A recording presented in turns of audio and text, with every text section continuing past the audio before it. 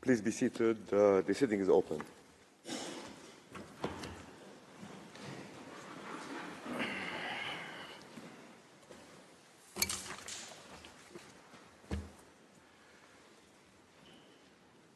La Cour se réunit.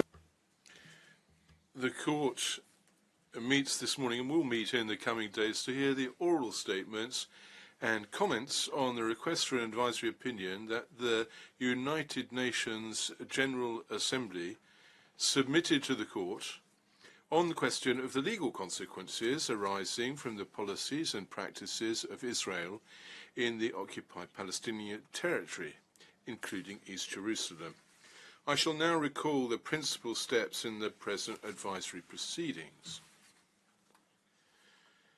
On 30 December 2022, by Resolution 77/247, the General Assembly of the United Nations decided to request an advisory opinion from the Court. The text of this resolution was communicated to the Court by a letter from the Secretary-General of the UN, dated 17 January 2023, and received in the registry on 19 January 2023. I shall now ask the registrar to read from the operative paragraph of that resolution on the questions on which the court is asked to render an advisory opinion. Question A. What are the legal consequences arising from the ongoing violation by Israel of the right of the Palestinian people to self-determination from its prolonged occupation, settlement and annexation of the Palestinian territory occupied since 1967, including measures aimed at altering the demographic composition, the character and status of the holy city of Jerusalem, and from its adoption of related discriminatory legislation and measures? Question B. How do the policies and practices of Israel referred to in paragraph 18a above affect the legal status of the occupation, and what are the legal consequences that arise for all states and the United Nations from this status? Thank you, says the President. By an order dated 3 February 2023, the Court decided that the United Nations and its member states, as well as the observer state of Palestine, were considered likely to be able to furnish information on the questions submitted to the Court for an advisory opinion, and fixed 25 July 2023 as the time limit within which written statements on the questions could be presented to the Court, and 25 October 2023 as the time limit within which states and organizations having presented written statements could submit written comments on the other written statements. Ruling on requests submitted subsequently by the League of Arab States, the Organization of Islamic Cooperation and the African Union, the Court decided that these three international organizations were likely to be able to furnish information on the questions submitted to the Court, and that consequently they could do so within the time limits fixed by the Court. In June 2023, the Secretary-General of the United Nations communicated to the Court a dossier of documents likely to throw light upon the questions formulated by the General Assembly. The dossier was placed on the Court's website. In addition to the dossier, new documents and several translations were communicated to the Court by the UN Secretariat in October 2023.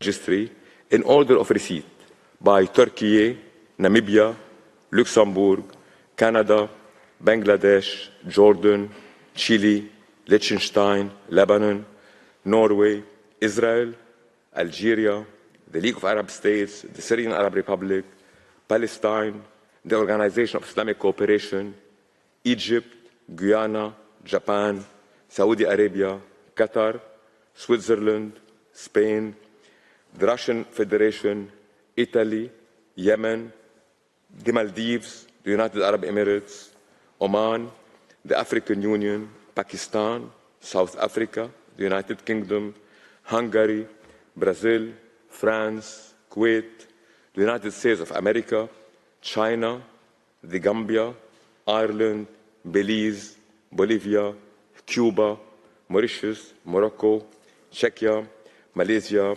Colombia, Indonesia, Guatemala, Nauru, Djibouti, Togo, Fiji, Senegal, and Zambia. Then, written comments were filed in the registry in order of receipt by Jordan, the Organization of Islamic Cooperation, Qatar, Belize, Bangladesh, Palestine, the United States of America, Indonesia, Chile, the League of Arab States, Egypt, Algeria, Guatemala, Namibia, and Pakistan.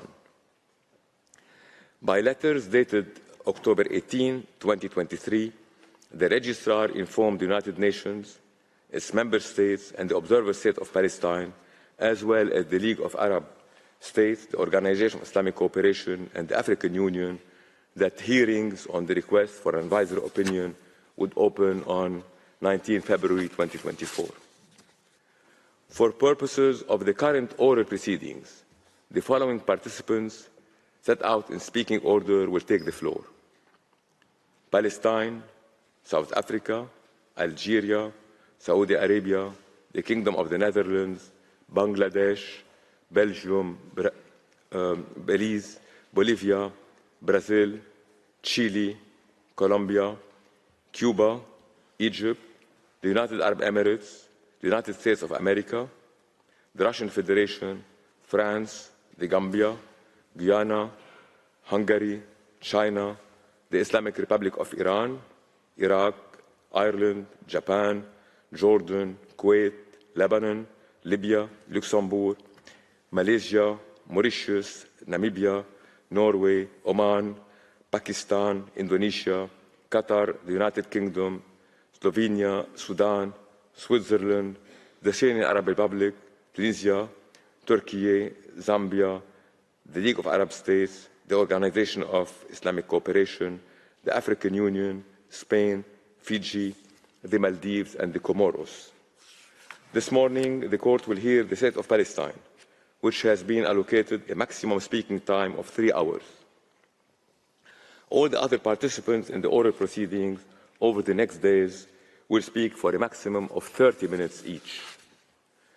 Before inviting Palestine to address the Court, I would add that, in accordance with Article 106 of its rules, the Court has decided that the written statements and written comments submitted in the current advisory proceedings are to be made accessible to the public after the opening of the present hearings. These written submissions will be posted on the Court's website at the end of each day for those participating to the hearings on that day. The text of the oral statements will also be placed on the Court's website. I now give the floor to His Excellency Mr. Riyad Maliki, Minister of Foreign Affairs and Expatriates of the State of Palestine. Your Excellency, you have the floor.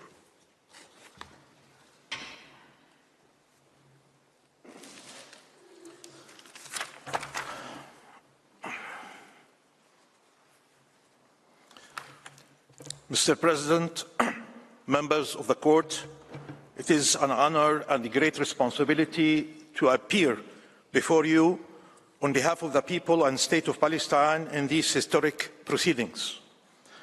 I stand before you as 2.3 million Palestinians in Gaza, half of them children, are besieged and bombed, killed and maimed, starved and displaced. As more than 3.5 million Palestinians in the West Bank, including East Jerusalem, are subjected to colonization of their territory and the racist violence that enables it. As 1.7 million Palestinians in Israel are treated as second-class citizens, as unwelcomed intruders in their ancestral land.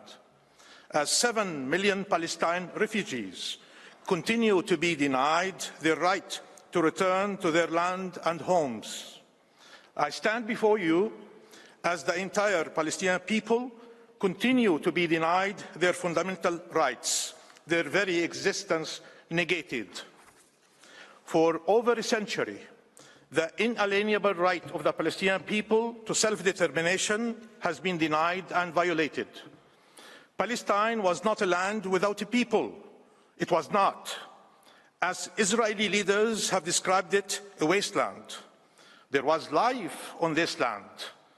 There was a political life, a cultural life, a social life, a religious life.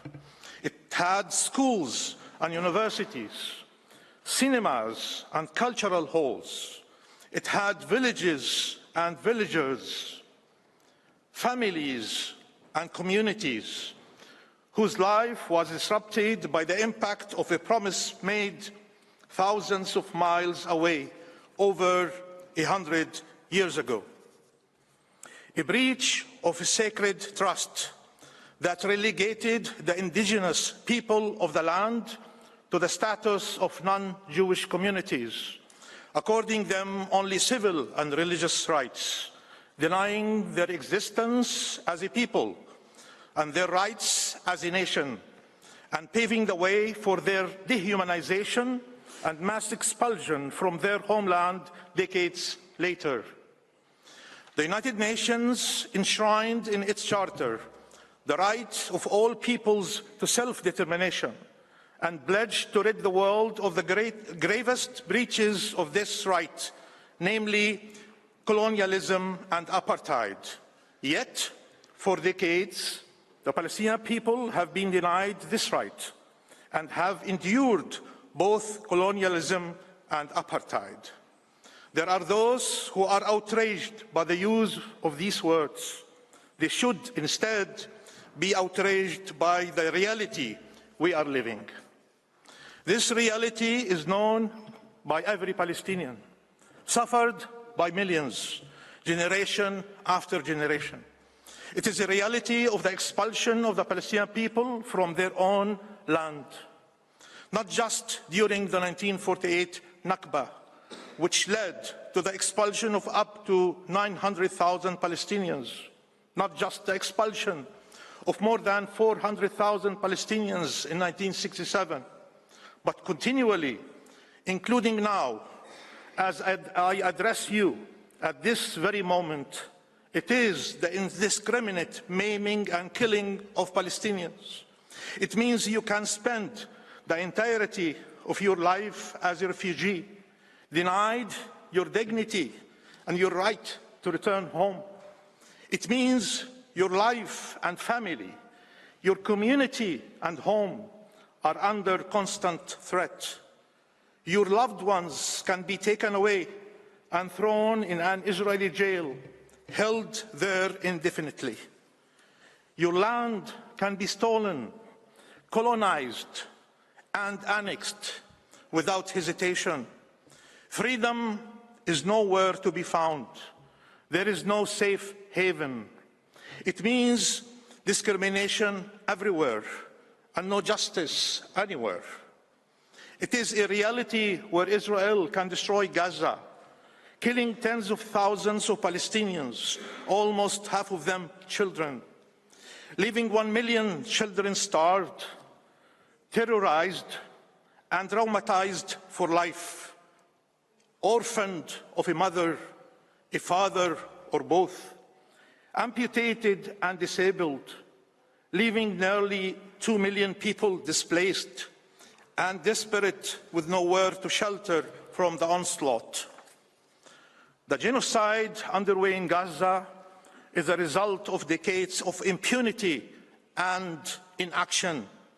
Ending Israel's impunity is a moral, political, and legal imperative.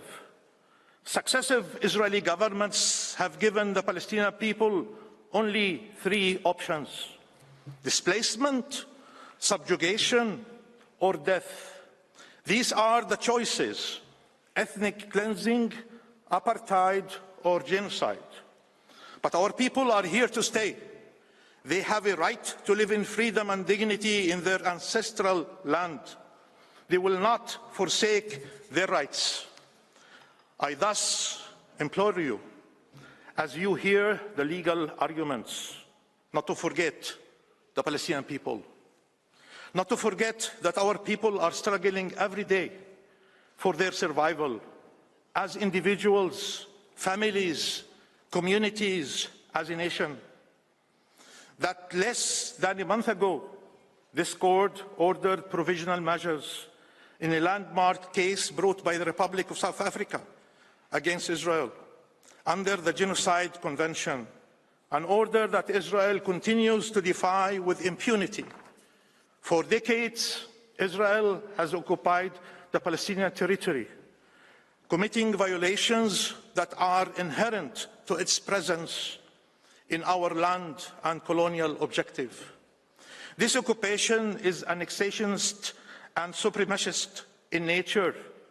It is a deliberate, cynical perversion of international law. It is thus illegal. The only solution consistent with international law is for this illegal occupation to come to an immediate, unconditional, and total end. As you affirmed 20 years ago, the Palestinian people have the right to self-determination. It is an erga omnes right. It is non-negotiable, non-derogable. No occupying power, including Israel, can be granted a perpetual veto over the rights of the people it occupies. Allow me now to show you 5 maps. The first one is historic Palestine. This is the territory over which the Palestinian people should have been able to exercise their right to self-determination. Instead, the General Assembly recommended the partition of Palestine, ignoring the will of our people, as shown in the second map. With the Nakba that ensued, over 2/3 of our people were systematically and forcibly expelled by Israel. And 3/4 of Palestine became Israel, as shown in the third map. This was the start of the Nakba, the dispossession, the displacement and replacement of our people, the denial of rights and discrimination that continues to this very day. In 1967, Israel then occupied the remainder of Palestine, and from the first day of its occupation, started colonizing and annexing the land with the aim of making its occupation irreversible. It left us with a collection of disconnected Bantustans, preventing the independence of our state, as shown in map 4. Israel wanted the geography of Palestine, but not its demography. So it kept pushing our people out of their homes, out of their land. Here is the 5th map. It was displayed by Israel's Prime Minister to the General Assembly last September. He called this the new Middle East. There is no Palestine at all on this map, only Israel, comprised of all the land from the Jordan River to the Mediterranean Sea. This shows you what the prolonged, continuous Israeli occupation of Palestine is intended to accomplish: the complete disappearance of Palestine and the destruction of the Palestinian people. There can be no justification for these injustices and indignities. Allowing them to continue is unacceptable and inexcusable.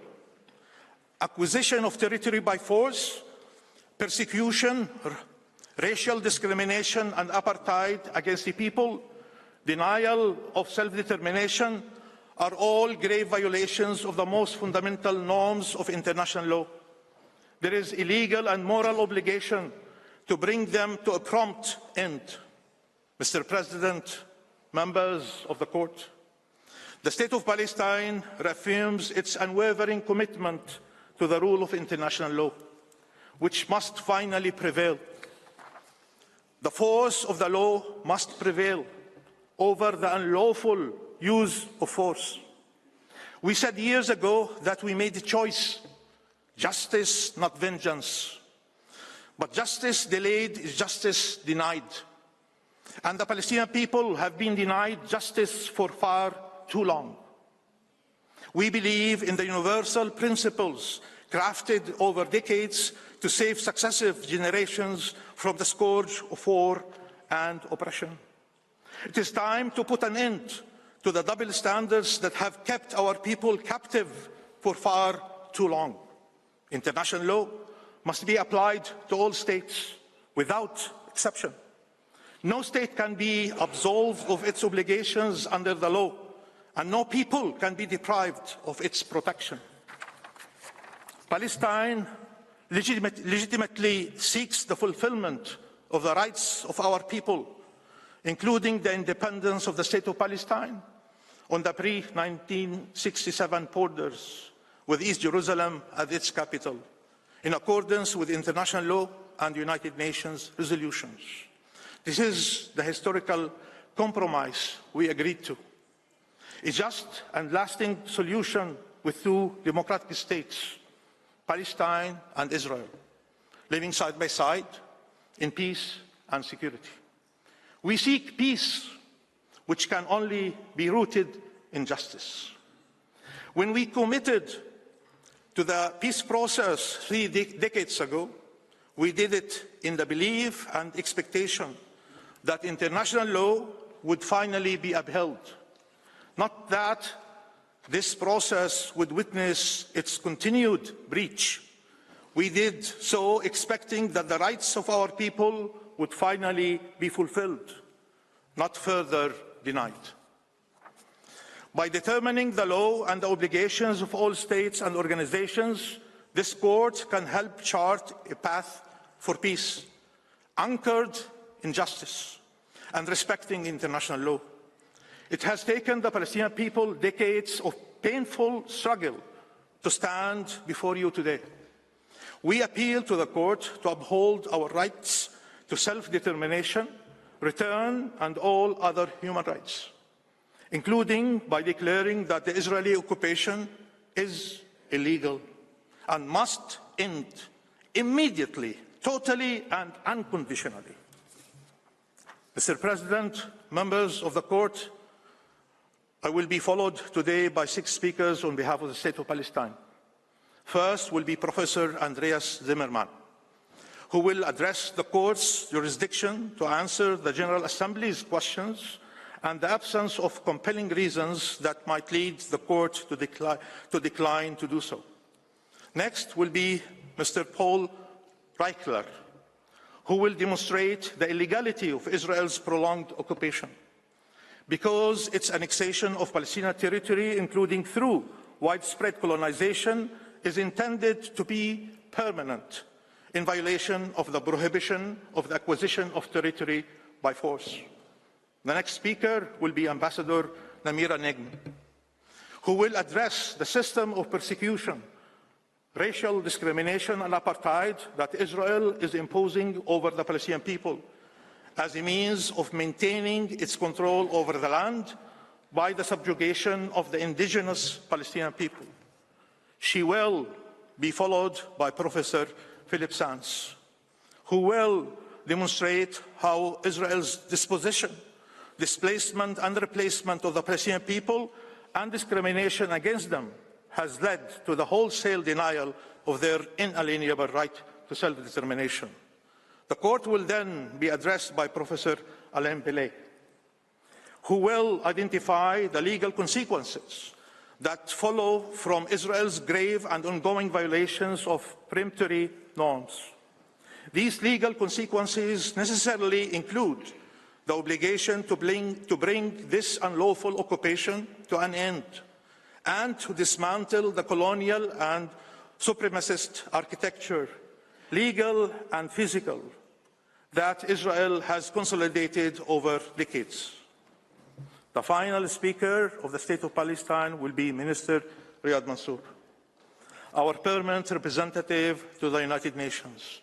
Minister Mansour will focus on the permanent responsibility of the United Nations and the obligations of all states to bring this injustice to a swift end, so as to uphold the laws, fulfill the Palestinian rights, and achieve a just peace for all. Many states will also stand before this court, informed by their own history of occupation, colonialism, and apartheid. They will stand here on principle to defend the international law-based order. And millions around the world will be watching, hoping that their faith in the international system can be restored, and that the Palestinian people will not be abandoned or discarded as expendable. Palestine remains the greatest test of the credibility of this international law-based order, a test humanity cannot afford to fail. Mr. President, members of the Court, the State of Palestine expresses its fullest confidence that you will discharge the sacred duties entrusted to you with the wisdom, fairness, and justice that the world expects and needs of you. I thank you for the honor of addressing you, and I now request, Mr. President, the Court to call on Professor Zimmerman. Thank you. I thank His Excellency Mr. Maliki for his opening statement. I now give the floor to Professor Andreas Zimmerman. You have the floor, Professor. Merci, Monsieur le Président. Mr. President, members of the Court, let me start by expressing my honor to appear once again before the Court. This is even more true this time, since the current proceedings address issues that have been of utmost relevance for the international community for decades, and indeed for the United Nations since its very inception. These issues lie at the very heart of the organization's ability to achieve international peace and security, now more than ever. I will present Palestine's arguments on jurisdiction and admissibility. I can and will be succinct, as there is no doubt that the Court has jurisdiction to give the requested opinion, and that there are no compelling reasons for the Court to decline to issue the requested opinion. Rather, to the contrary, compelling positive reasons exist for the Court to address the legal questions referred to it, as the Court's legal determinations will assist all parties as to the legal parameters that must be adhered to. The Court's determinations are both urgent and relevant, given Israel's manifold violations of preemptory norms of international law, which continue and intensify on a daily basis.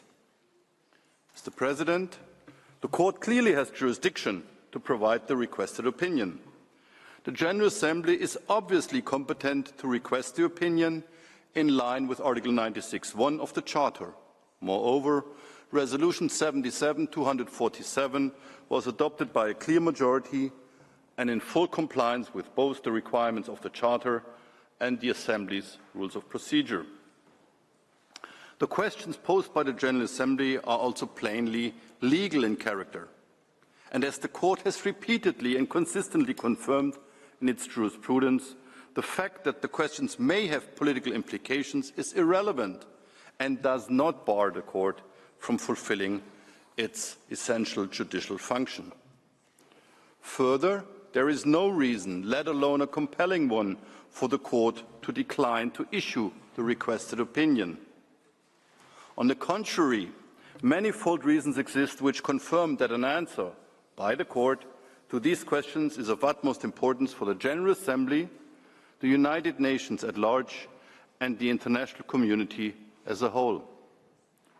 First, the questions concern serious breaches of jus cogens and erga omnes norms. As my colleagues will show, those breaches by Israel include violations of the prohibition of acquisition of territory by force, the prohibition of racial discrimination and apartheid, the denial of the right of self-determination, as well as other egregious violations of international human rights and humanitarian law of the same character.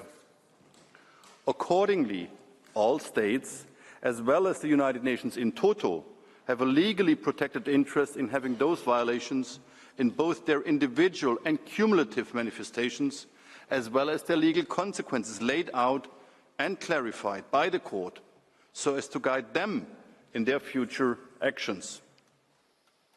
Second, the questions concern the United Nations' continuous responsibility for resolving the question of Palestine.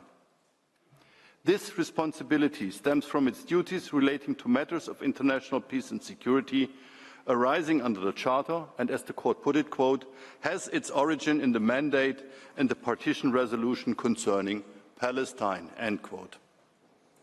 This responsibility continues as confirmed by the unequivocal and contemporary practice of the General Assembly, the Security Council, as well as other United Nations organs and bodies.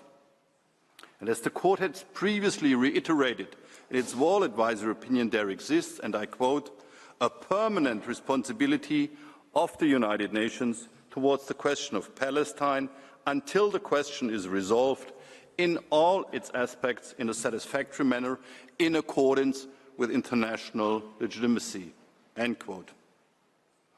The questions put before the Court by the Assembly thus seek the Court's legal guidance on matters of fundamental and long-standing importance and concern to the United Nations. Third, all of the grounds for declining to issue an opinion suggested in the submissions of a few states fall far short of constituting compelling reasons that must exist for the Court to refrain from answering the General Assembly's questions. Some of these submissions oppose the advisory opinion because of the purported existence of a negotiation framework or of bilateral negotiations. However, none of these considerations constitutes a reasonable basis for the Court to refuse the General Assembly's request. To the contrary, an opinion from the Court will assist in these negotiations by confirming the applicable international legal framework as affirmed in United Nations resolutions in order to reach a just and peaceful solution. As a matter of fact, there exist at least three reasons why the Court should not be deterred from answering the GA's questions on that basis. First, Israel has repeatedly refused, and to this very day, to engage in meaningful negotiations with Palestine on the basis of international law and United Nations resolutions.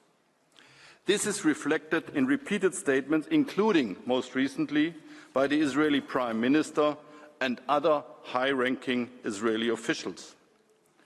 The mere hypothetical possibility of future negotiations cannot thus be used as a mere pretext for avoiding the application of international law to this crucial matter, or for avoiding responsibility for ongoing breaches of preemptory norms of international law. Israel has made it clear that it wants and will tolerate only one state, Israel, between the Mediterranean Sea and the Jordan River. This is confirmed inter alia by the map displayed by the Israeli Prime Minister in his speech before the General Assembly of 22 September 2023 that you have already seen, as well as by his November 2023 statement where the Israeli Prime Minister said that he was proud to have prevented the establishment of a Palestinian state. But these statements of Israel's head of government have not been empty words. Rather, they are reflected in concrete policy decisions and measures on the ground undertaken by Israel for decades. Inter alia, when faced with the attempt by Palestine to initiate the conciliation procedure under Articles 11 and 12 third, it was Israel that consistently and continuously rejected any meaningful attempt to bring to an end, by way of negotiations under the auspices of the ad hoc commission set up under Article 12 third, its entrenched system of racial discrimination inherent in its occupation regime. Second, and significantly, the Security Council has repeatedly called for a peaceful settlement of the question of Palestine based on international law. It renewed this call only 2 months ago in December 2023 in its resolution 2720, when reiterating that a solution to the conflict must be, and I quote the Council, consistent with international law and relevant UN resolutions, end quote. The Court's opinion can thus only contribute to achieving the peaceful settlement of the question of Palestine called for by the Security Council. your opinion, will clarify the legal rights and obligations of Israel, of Palestine, of third states and of the United Nations to be reflected in a settlement that is truly consistent with international law. Thus, the Court's opinion will also contribute to upholding the international rule of law at large. In that regard, let me remind you, members of the Court, that this is precisely what the Court's advisory opinion in the Chagos proceedings achieved. By clarifying the relevant legal rules, your opinion, broke the deadlock that had precluded negotiations. The advisory opinion, your opinion, led the United Kingdom to agree to negotiate with Mauritius for the first time on the basis of Mauritius' sovereignty over the disputed territory. Third, the General Assembly, when deciding upon the request for the current advisory opinion, was acutely aware of the claim that such request would somehow purportedly undermine the chances of future negotiations. Nevertheless, the General Assembly decided to ask for the Court's legal determination anyway. The General Assembly thus found that this argument had no merit. To the contrary, the GA considered that the Court's opinion would be helpful as to future steps to be taken by the political organs of the United Nations, as well as by all states. In line with your role as one of the principal organs of the organization, as envisaged in Article 7 of the Charter, the Court ought not now set aside this considered decision of the General Assembly. Members of the Court, the mere hypothetical chance of possible future negotiations cannot and ought not prevent the Court from rendering its opinion. If this were the case, quod non, a reluctant state wishing to bar the Court from exercising its judicial function could unilaterally prevent the matter from reaching the Court by simply insisting on the mere possibility of negotiations. This would curtail the General Assembly's right to receive legal assistance from the Court, and to do so even in a situation where the General Assembly, making the request, determined that such opinion by the Court would be needed for the exercise of its own function. Such approach finds no basis in the wording of the Charter or the Court statute either. It would unduly limit the right of the political organs of the United Nations to request an opinion from the Court on any, as the wording has it, on any legal question, as both 96(1) Charter and 65 of the Court statute provide unequivocally. Mr. President, members of the Court, let me conclude. The catastrophic developments of recent months in the Gaza Strip confirm that the matters put to the Court by the General Assembly are, if ever there was need, not mere bilateral issues. Rather, they are issues of grave consequence for the maintenance of international peace and security. They are thus of immense concern for the international community at large, where the Court's legal guidance is desperately needed. All of these aforementioned considerations corroborate that in the present proceedings, as indeed in each and every previous advisory proceedings that had come before this Court, there are no reasons, no compelling reasons to prevent the Court from rendering its opinion. Rather, Palestine invites the Court to fulfill its duty of providing its legal determination to the General Assembly by answering the legal questions put to it. In so doing, you will assist all states, as well as the United Nations, in furthering respect for the international rule of law, the fulfillment of the inalienable rights of the Palestinian people, and a just and peaceful solution in accordance with international law. Members of the Court, I thank you for your kind attention and would now kindly ask you, Mr. President, to call upon Mr. Reichler to take the floor. Thank you. I thank Professor Zimmerman. I now give the floor to Mr. Paul Reichler. You have the floor, Mr. Reichler.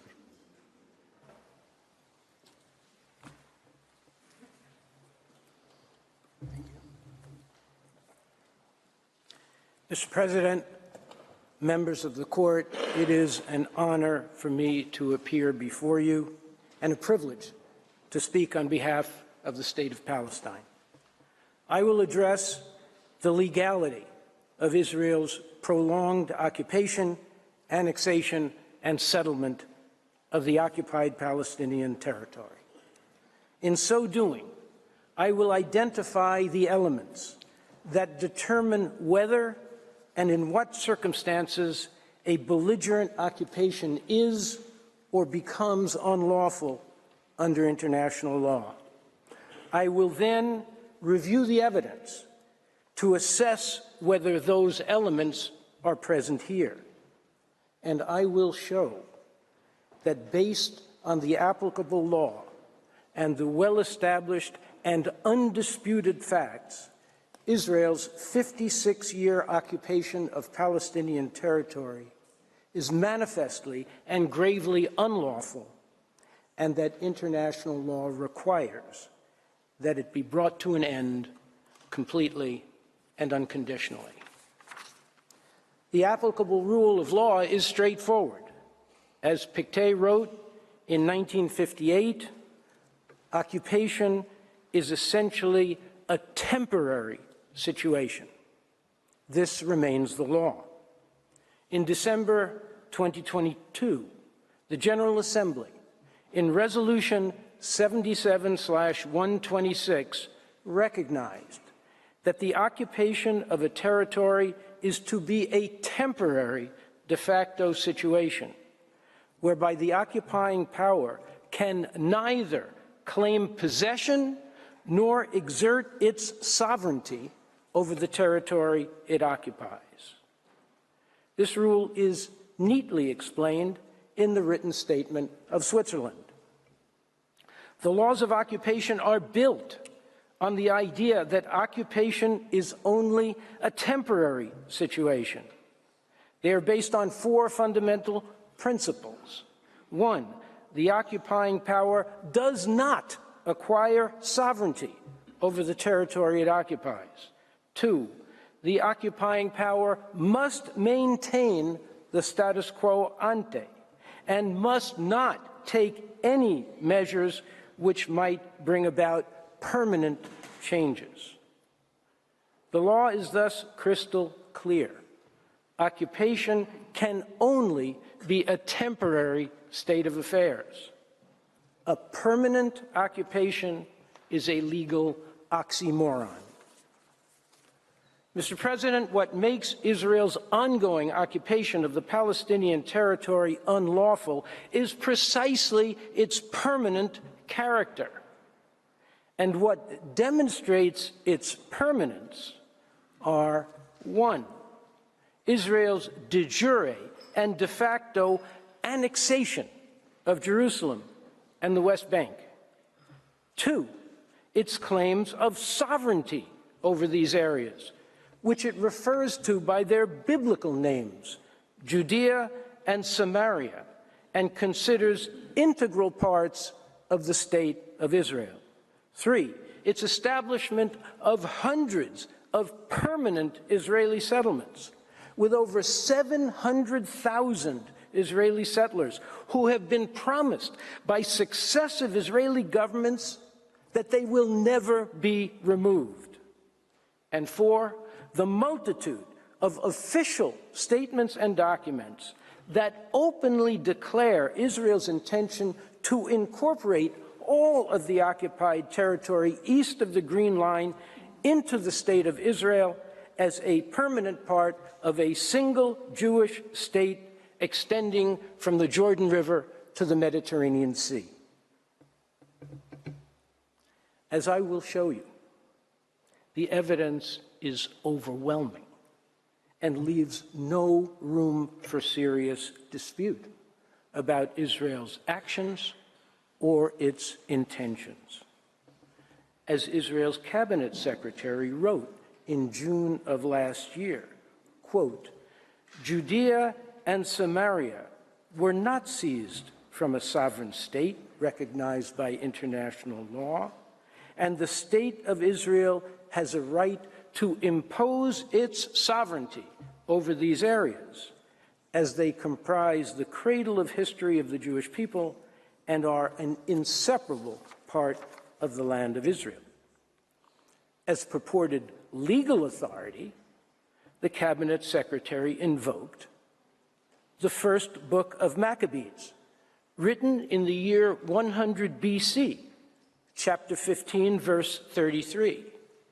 It is not a foreign land we have taken, nor have we seized the property of foreigners, but only our ancestral heritage, which for a time had been unjustly occupied by our enemies. This was followed in August of last year by a message broadcast on Israel Army Radio by Israel's heritage minister. Sovereignty must be extended within the borders of the West Bank, and the most prudent way to create international recognition that this place is ours. There is no green line. It is a fictitious line that creates a distorted reality and must be erased. In September 2023, Israel's Prime Minister literally erased the green line in his presentation to the United Nations General Assembly. As you saw earlier, he depicted the state of Israel as extending from the Jordan River to the Mediterranean Sea, eliminating not only the green line, but all traces of Palestine. This was no oversight.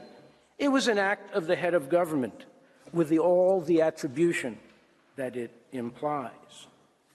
The same message was delivered by Israel's finance minister in Paris 6 months earlier, when he denied the existence of Palestine and declared that Palestinians do not constitute a people.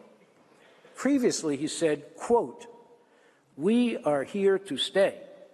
We will make it clear that our national ambition for a Jewish state from the river to the sea is an accomplished fact, a fact not open to discussion or negotiation." This has been Israel's consistent position. Here is the map of Israel produced by its armed forces and published by the government in 2021. One state, Israel, from the river to the sea. There is no green line. There is no Palestine. Instead, Palestine has been replaced by Judea and Samaria, which, according to Israel's highest officials, are now integral parts of the state of Israel. As these official statements and maps demonstrate, Israel makes no secret of its intention to retain permanently the entire area east of the Green Line. Its annexation of occupied Palestinian territory began in 1967 with legislation annexing East Jerusalem, which Israel increased 11-fold in size to incorporate not only the Holy City, but also vast areas of the West Bank surrounding the city. Its defense minister, Moshe Dayan, declared at the time, "The Israel Defense Forces have liberated Jerusalem. We have returned to this most sacred shrine, never to part from it again." In 1990, the Israeli cabinet instructed the foreign minister to notify the Secretary General of the United Nations that Jerusalem is not in any part occupied territory. It is the sovereign capital of Israel.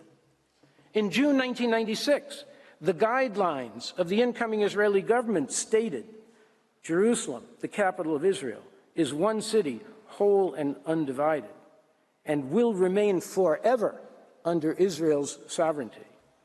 More recently, in assuming office in December 2022, the current Prime Minister declared that the Jewish people are not occupiers in their own land, nor occupiers in our eternal capital, Jerusalem. As these official statements make clear, Israel's dominion over Jerusalem and the incorporated area of the West Bank is not intended to be temporary.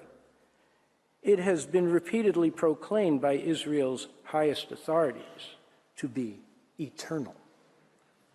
In furtherance of this end, more than 230,000 Israeli Jewish settlers, encouraged, subsidized, and protected by the Israeli government and occupation forces, have been installed in East Jerusalem, dramatically altering the demographic composition of the Holy City by creating an Israeli Jewish majority.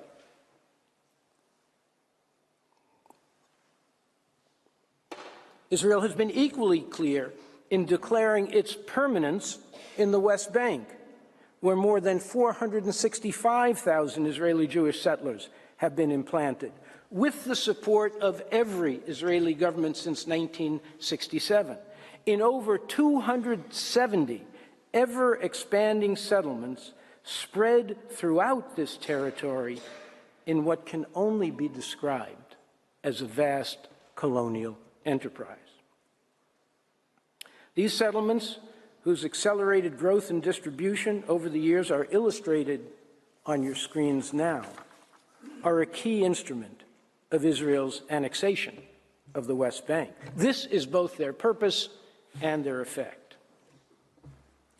As the Secretary General reported to the General Assembly in 2015, occupation is supposed to be temporary because the annexation or acquisition of territory by force is strictly prohibited under international law. In the West Bank, including East Jerusalem, the establishment and maintenance of the settlements amount to a slow but steady annexation of the occupied Palestinian territory.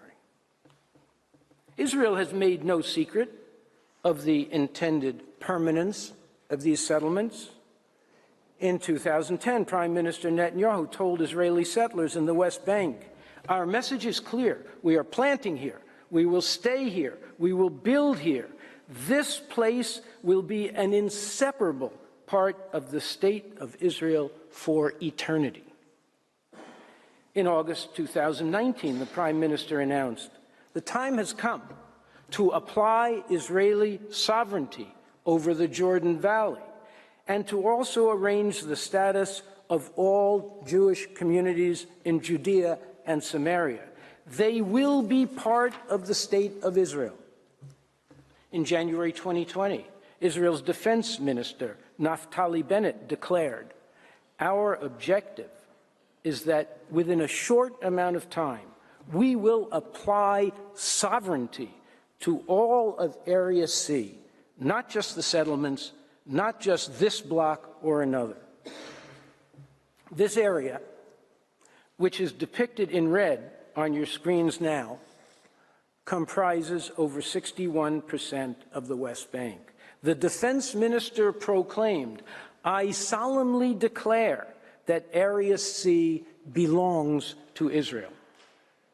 This area includes the Jordan Valley, which is the water reservoir, the breadbasket, and the source of life for the entire West Bank. In December 2022, the guiding principles of the incoming Israeli government declared, "The Jewish people have an exclusive and indisputable right to all parts of the land of Israel. The government will promote and develop the settlement of all parts of the land of Israel, the Galilee, the Negev, the Golan, and Judea and Samaria." The coalition agreement between the political parties that formed the government included this pledge: the Prime Minister will lead the formulation and promotion of policy in which sovereignty will be applied in Judea and Samaria, while choosing the timing and weighing all the national and international interests of the State of Israel. General Assembly Resolution 77/126 was adopted on 12 December 2022, just as the current Israeli government was assuming office. The resolution pointedly recalled, quote, "the principle of the inadmissibility of the acquisition of land by force, and therefore the illegality of the annexation of any part of the occupied Palestinian territory, including East Jerusalem, which constitutes a breach of international law." And the resolution condemned, quote, Israel's annexation of land, whether de facto or through national legislation. Israel has thoroughly disregarded Resolution 77/126, just as it disregarded all prior General Assembly and Security Council resolutions declaring illegal the annexation of any part of the occupied Palestinian territory and the establishment of Israeli settlements there. These include, but are by no means limited to, Security Council Resolution 252 of 1968, declaring Israel's acquisition of territory by military conquest inadmissible. Resolution 476 of 1980, which reaffirmed the overriding necessity for ending the prolonged occupation of Arab territories in 1980, and strongly deplored the refusal of Israel to comply with the relevant resolutions of the Security Council and the General Assembly. Resolution 478 of 1980, which determined that all legislative and administrative measures and actions taken by Israel to alter the character and status of the Holy City of Jerusalem, and particularly the basic law in Jerusalem, are null and void and must be rescinded forthwith.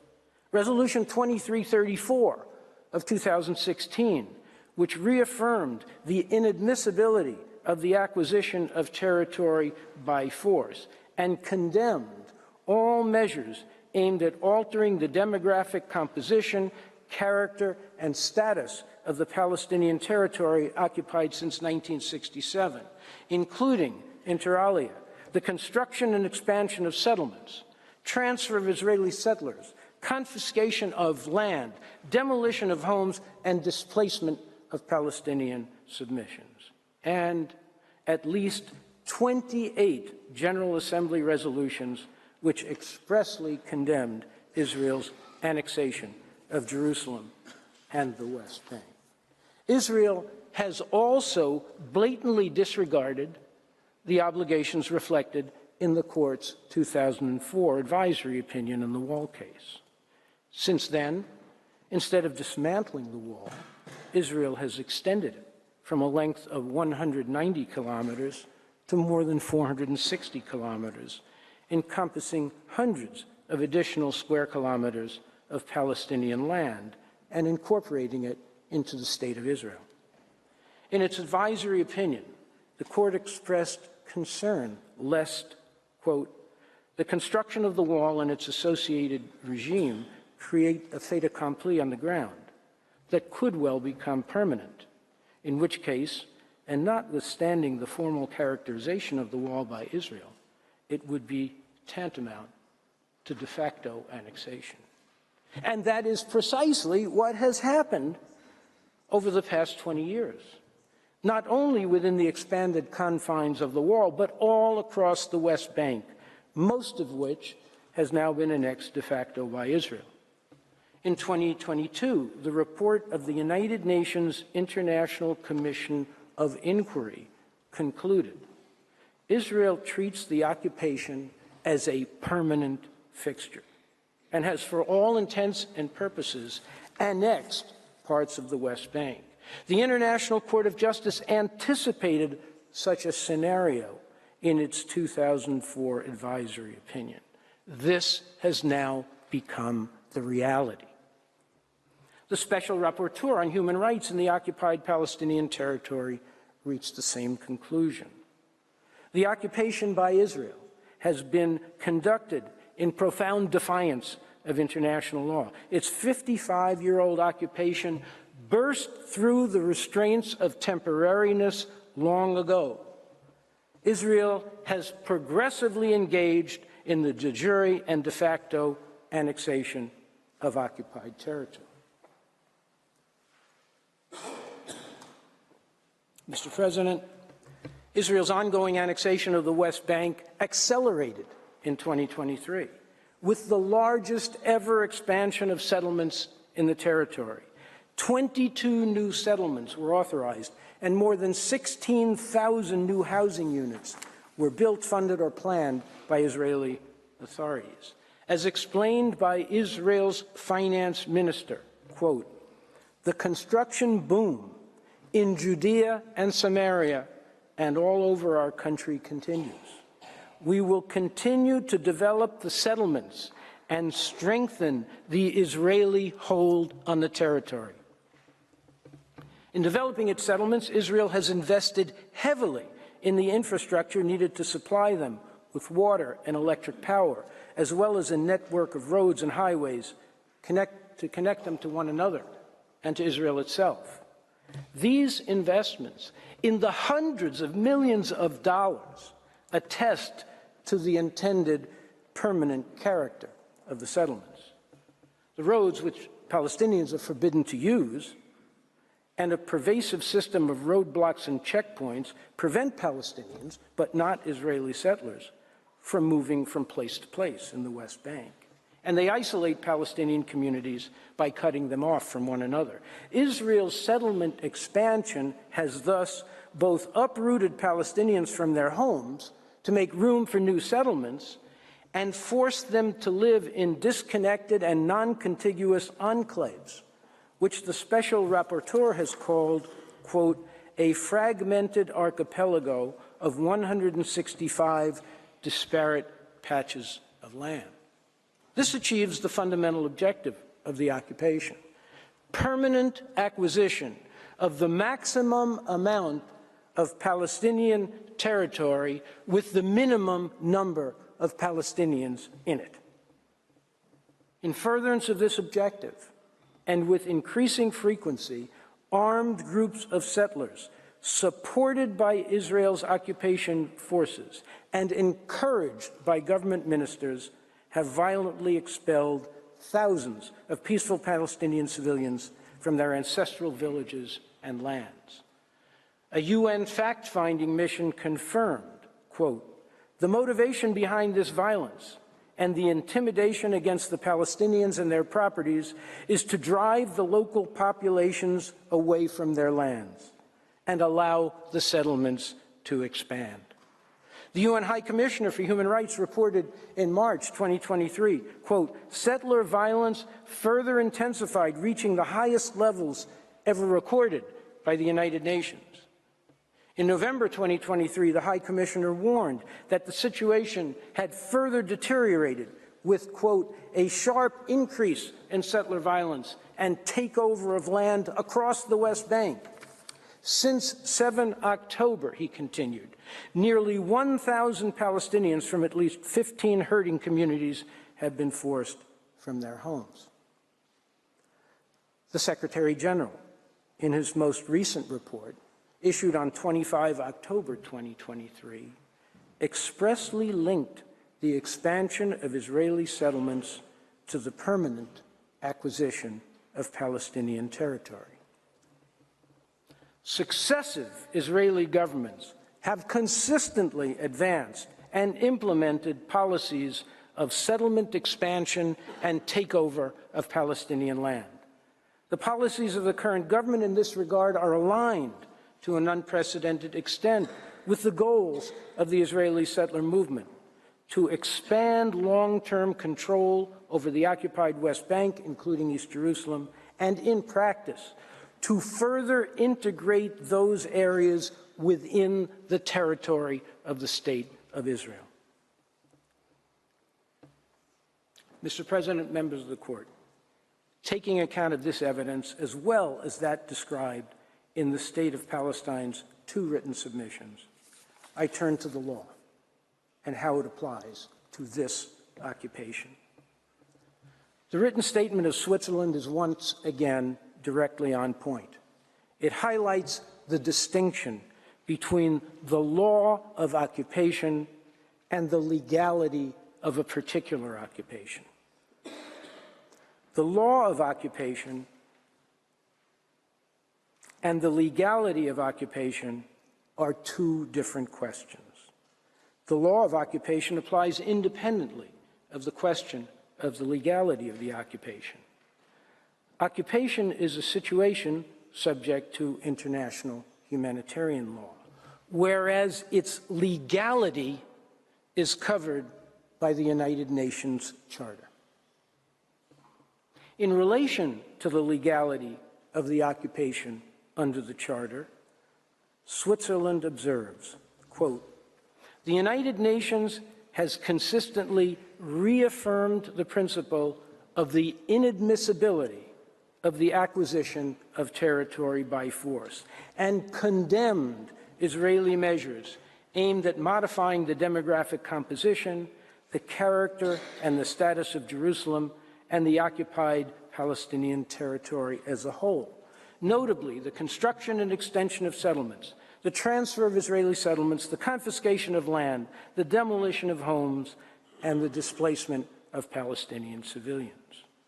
In Switzerland's view, quote, the measures taken by Israel in the occupied Palestinian territory lead to fundamental changes, particularly demographic changes, that can have a permanent character. In such circumstances, Switzerland expressly invites the court, quote, to rule on the consequences of the permanent character of the measures taken by Israel in the occupied Palestinian territory as to the status of the occupation under general international law, in particular, the Charter of the United Nations. Many states agree with this approach. France, too, underscores the temporary character of lawful occupation. This is a requirement that Israel's occupation of Palestinian territory plainly fails to meet. As France states, if the restrictions authorized by a regime of occupation were justifiable in the period following the military operations, they are not anymore today. These points have been reiterated by the Security Council and the General Assembly on numerous occasions concerning Israel's obligation to withdraw from the occupied territories. France calls out, in particular, Israel's annexation of occupied territory. Quote, the status of occupying power does not confer any legal title justifying annexation. The passage of time is not sufficient as regards the acquisition of territory by force to render lawful a situation that is gravely unlawful. On Israel's vast network of settlements and hundreds of thousands of settlers in the occupied territory, France states, these permanent establishments are obviously incompatible with the necessarily temporary character of the occupation.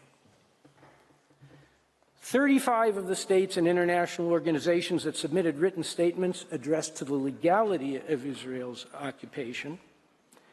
35 of the states and international organizations have addressed the legality of Israel's occupation of Palestinian territory.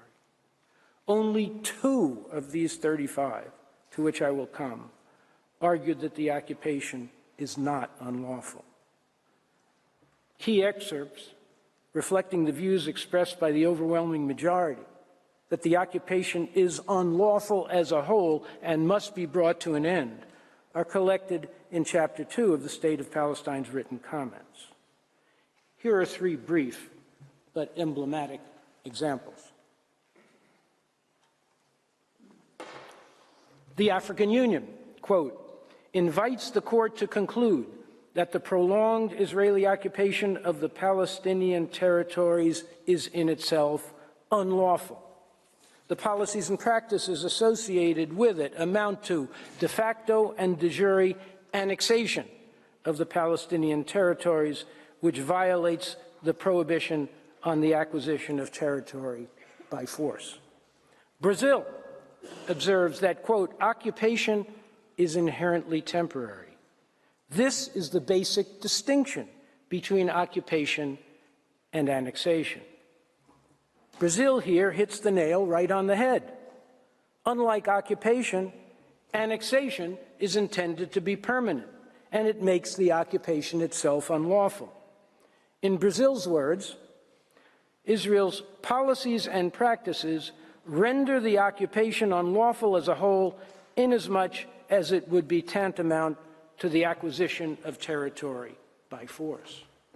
Japan, too, emphasizes that the annexation of occupied territory is unlawful, referring to Article 2.4 of the UN Charter. Quote, as the ICJ clarified in the Wall Advisory Opinion, The illegality of the acquisition of territory by force is a corollary of the prohibition of use of force incorporated in the UN Charter, which Japan calls, quote, the most fundamental rule of the post-war regime for peace, based on the rule of law among nations. The two outliers are Fiji and the United States. Of all the states that submitted written statements to the court, only Fiji attempted to defend the occupation as lawful. But even Fiji conceded that Israel has annexed East Jerusalem de jure, and that the application of an occupying power's laws to the occupied territory, which is the case in the West Bank, constitutes an annexation de facto. Nor did Israel itself deny its annexations of Jerusalem and the West Bank. Its abbreviated written statement is mainly an attack on the General Assembly for its alleged bias. It makes no attempt to defend the legality of its occupation under international law.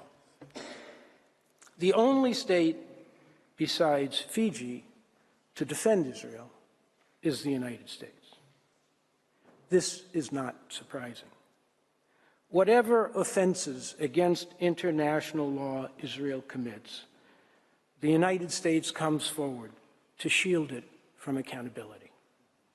Here, the United States attempts to defend Israel, not by arguing that the occupation is lawful, but that it is neither lawful nor unlawful. To reach this conclusion, the United States argues that belligerent occupation is governed exclusively by international humanitarian law and not by the UN Charter or general international law. In its own words, quote, although international humanitarian law imposes obligations on belligerents in their conduct of an occupation, it does not provide for the legal status of an occupation to be lawful or unlawful. Even assuming arguendo that this is a correct reading of international humanitarian law, which we dispute, it does not lead to the conclusion that an occupation cannot be unlawful under international law. What about Article 2.4 of the UN Charter and general international law, including the prohibition on acquisition of territory by force? For the United States, apparently, this peremptory norm does not exist when it comes to Israel's annexation and settlement of the occupied Palestinian territory. Only in such a lawless and UN charterless world could the Israeli occupation be described as not unlawful. Notably, the United States ignores the part of the General Assembly's request that the court determine the legal status of the occupation under the UN Charter, in addition to IHL and other sources of law. And the U.S. fails to mention, let alone respond to, Switzerland's written statement asserting that belligerent occupation is covered both by IHL and by the UN Charter and general international law, and that the legality of the occupation itself is governed by the latter. The United States also ignores the written statements of the many other states which conclude that the Israeli occupation is unlawful as a whole, precisely because its annexation and settlement of the occupied territory constitutes a permanent acquisition of territory by force in violation of Article 2.4 and general international law. Instead, in a single footnote, the United States responds only to those states which submitted that the Israeli occupation is unlawful under Articles 40 and 41 of the draft Articles on State Responsibility for Internationally Wrongful Conduct. Remarkably, the U.S. contends that neither of those two articles reflect general international law. This is truly stunning. A persistent failure of a state to fulfill an obligation arising under a peremptory norm is not unlawful under general international law as provided in Article 40. The injunction in Article 41 that no state shall recognize as lawful a situation created by a serious breach of a peremptory norm is not part of general international law? Just how far, in disregarding the international legal order, will the United States go to exempt Israel from the consequences of its ongoing violation of peremptory norms, including the prohibition on acquisition of territory by force? Apparently, very far indeed. According to former U.S. President Barack Obama, in the memoir he published in 2020, just about every country in the world considered Israel's continued occupation of the Palestinian territories to be a violation of international law. As a result, our diplomats found themselves in the awkward position of having to defend Israel for actions that we ourselves opposed. This is exactly what the United States is doing, again, in these proceedings. Mr. President, members of the Court, the evidence is before you. In the written submissions of the State of Palestine and dozens of other states and international organizations, and in the voluminous materials supplied to you by the Secretary General, and it is indisputable. Under the umbrella of its prolonged military occupation, Israel has been steadily annexing the occupied Palestinian territory, and it continues to do so. Its undisguised objective is the permanent acquisition of this territory and the exercise of sovereignty over it in defiance of the prohibition on acquisition of territory by force. The evidence is not only indisputable, it is of the highest probative value. Investigative reports of authoritative United Nations agencies, reports of the Secretary General, resolutions of the Security Council and the General Assembly, legislative and administrative acts by the Israeli government, and public statements against interest by the most senior government officials, admitting that Israel's objective is sovereignty over all the territory east of the Green Line and its incorporation into a single Jewish state from the river to the sea. In this case, there is no reason not to take them at their word, because their deeds have been entirely consistent with it. For Israel, as its successive governments have made clear, there is no Palestine. It simply does not exist. In November 2023, Prime Minister Netanyahu declared that his government would never agree to a Palestinian state in the occupied territory. He later declared, "I will not compromise on full security control over all the territory west of Jordan, and this is contrary to a Palestinian state."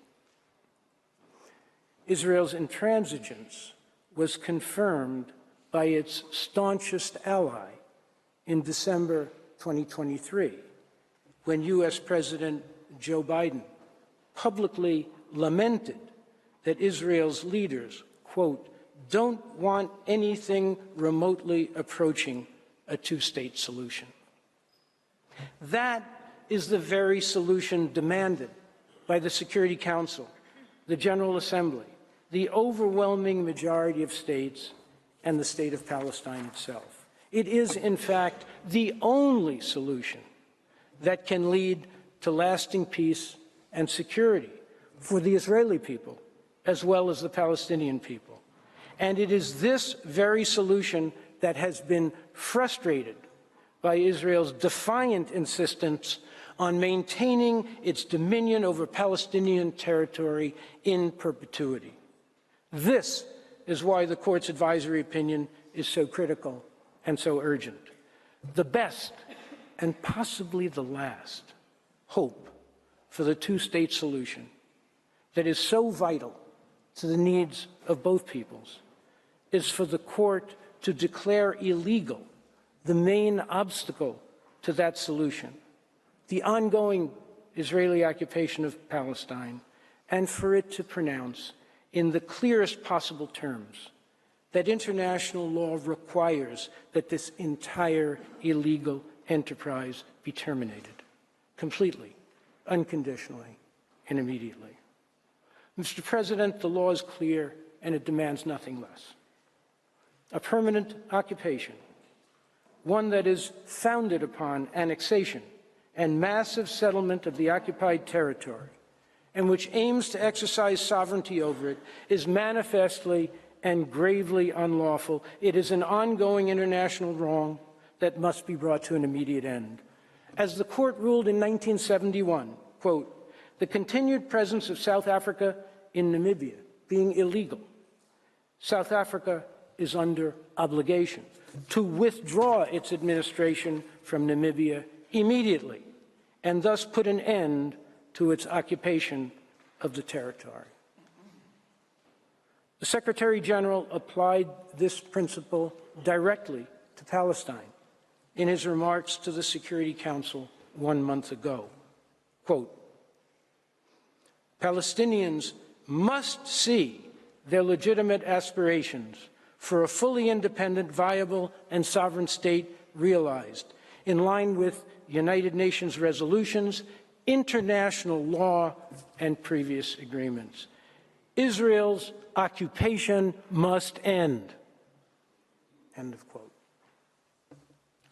Mr. President, the proverbial ball is now in your court. The General Assembly has asked you the critical questions. It is now your responsibility to answer them. Silence is not an option. As the immortal Palestinian poet Mahmoud Darwish wrote, in silence, we become accomplices. But, he assured us, when we speak, every word has the power to change the world. Mr. President, members of the court, your words have such power. In 2004, the court affirmed the inalienable right of the Palestinian people to self-determination.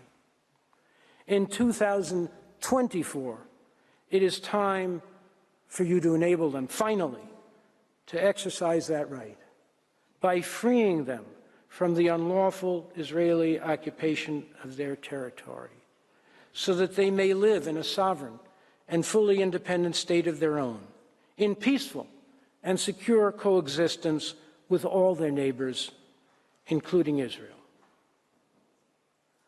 By upholding international law, which is all the state of Palestine asks you to do, your powerful words will change the world.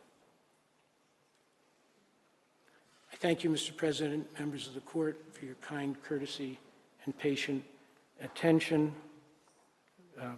We're in your hands, Mr. President, whether you would like to take the mid-morning break now or call our next speaker. I thank Mr. Reichler. I invite the next speaker to take the floor. After a coffee break of 10 minutes, the sitting is suspended.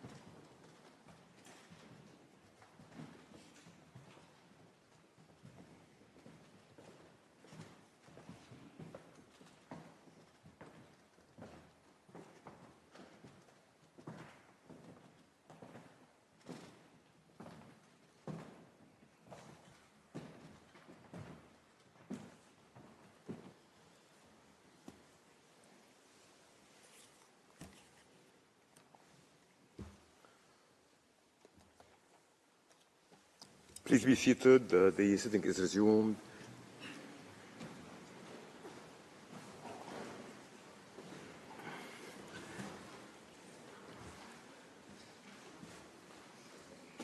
I shall give the floor now to Ms. Namira Nagam. You have the floor, Madam. Thank you, Mr. President. Mr. President, distinguished members of the Court, it's an honor to appear before you on behalf of the State of Palestine to address Israel's racial discrimination, persecution, and apartheid against the Palestinian people. Starting from the Nakba of 1948 until now, Israel has adopted discriminatory legislation and measures by which it has established a deeply entrenched system of racial discrimination against Palestinians, subjugating them to Israeli domination and denying their fundamental rights. Discrimination against the Palestinian people is as integral to Israel's prolonged occupation as is the annexation and colonization of the Palestinian territory. They are inextricable parts of the same whole and feed off each other. The UN Special Rapporteur has explained, and I quote, "At the heart of the settler colonial project of Israel is a comprehensive dual legal and political system that provides comprehensive rights and living conditions for the Jewish Israeli settlers in the West Bank, including East Jerusalem, while imposing upon the Palestinians military rule and control without any of the basic protections of international humanitarian and human rights law," end of quote. In the OPT, Israeli civilian laws apply extraterritorially to illegal settlers, while draconian Israeli military laws apply to the Palestinian population on the sole basis of national or ethnic origin. Using a toolbox of population control and inhumane acts amounting to aggravated forms of racial discrimination, Israel restricts every aspect of Palestinians' life, from birth to death, resulting in manifest human rights violations and an overt system of repression and persecution. Treated as a burden and a demographic threat, Palestinians' rights to life, liberty, and their fundamental freedoms are systematically denied.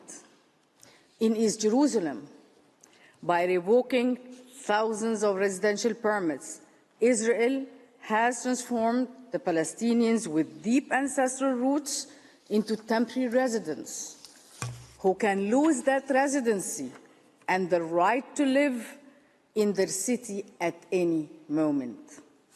Through indiscriminate killing, summary execution, mass arbitrary arrest, torture, forced displacement, settler violence, movement restrictions and blockades, Israel subjects Palestinians to inhumane life conditions and untold human indignities, affecting the fate of every man, woman, and child under its control.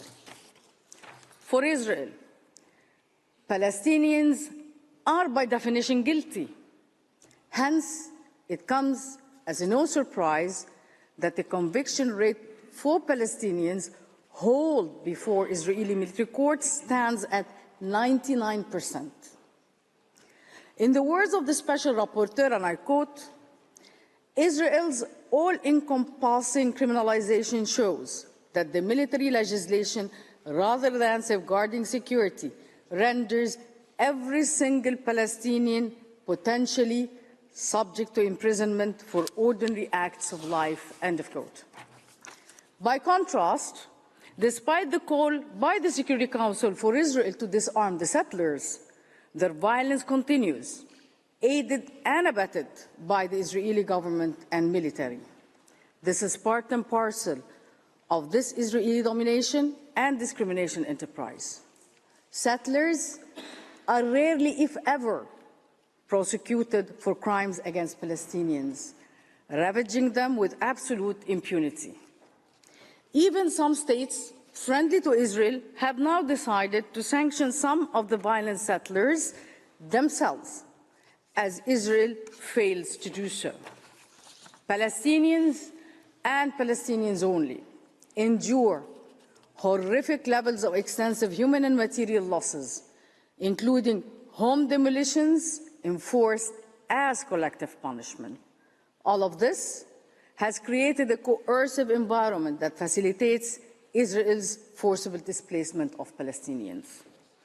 As described by the Special Rapporteur, and I quote, collective punishment is an inflamed scar that runs across the entire Israeli occupation of Palestine.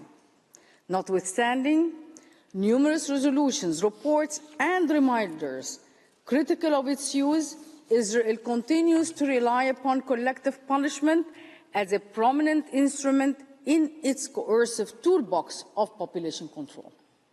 The logic of collective punishment has been to project domination in order to subdue a subjugated population through inflicting a steep price for its resistance to alien rule.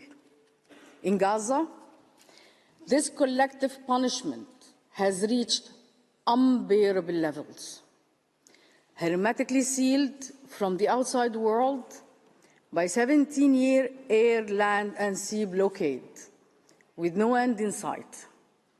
The situation in Gaza was described as early as 2016 by the Secretary General as collective punishment for which there must be accountability.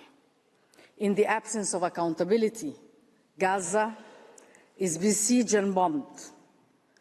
Massacres perpetrated for more than 140 days now, and nearly the entire population forcibly displaced and at risk of perishing.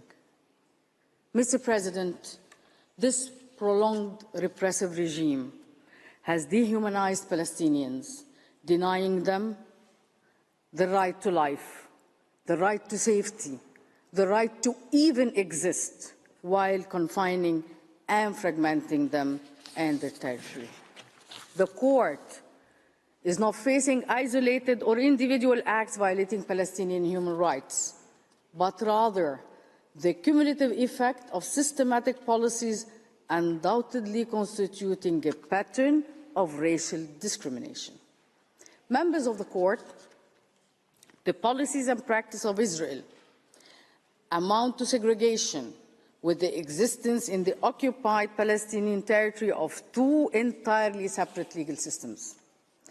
These are not my words. These are the words of the Committee on the Elimination of All Forms of Racial Discrimination, tasked by more than 180 states to fight the scourge of racial discrimination. Likewise, the UN International Commission of Inquiry has described the situation in the OPT as legal regime of segregation. When it comes to determining that a measured policy or practice disproportionately affects a group, this court attributes considerable weight to reports of several UN organs and monitoring bodies and to the constant practice of independent treaty bodies. The findings of independent treaty bodies are a fortiori to be ascribed great weight when their findings are shared by the UN General Assembly, the Human Rights Council, special rapporteurs, as well as by almost all the participants in the present proceedings. Members of the Court, Israel's occupation has been replete with systematic exclusions and restrictions adopted with the purpose or effect of nullifying or impairing the recognition, enjoyment, or exercise on an equal footing of human rights. As noted by the Special Rapporteur on Human Rights, and I quote, "The political system of entrenched rule in the occupied Palestinian territory that endows one racial, national, ethnic group with substantial rights, benefits, and privileges, while intentionally subjugating another group to live behind walls and checkpoints and under a permanent military rule. Sans droit, sans égalité, sans dignité. Without right, without equality, without dignity. Prevailing evidentiary standard for the existence of apartheid. Apartheid exists in the occupied Palestinian territory. 20 participant states expressly hold the same position, including victims of apartheid, South Africa and Namibia.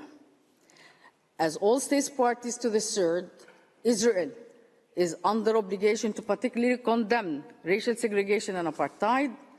Undoubtedly, apartheid falls within the scope of discriminatory measures referred to in the UNGA resolution requesting this advisory opinion.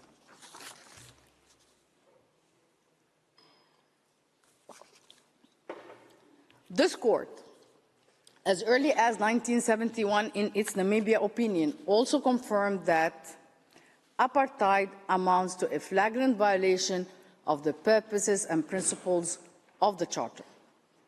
Further, the ILC has listed the prohibition of apartheid as a preemptory norm, permitting no derogation.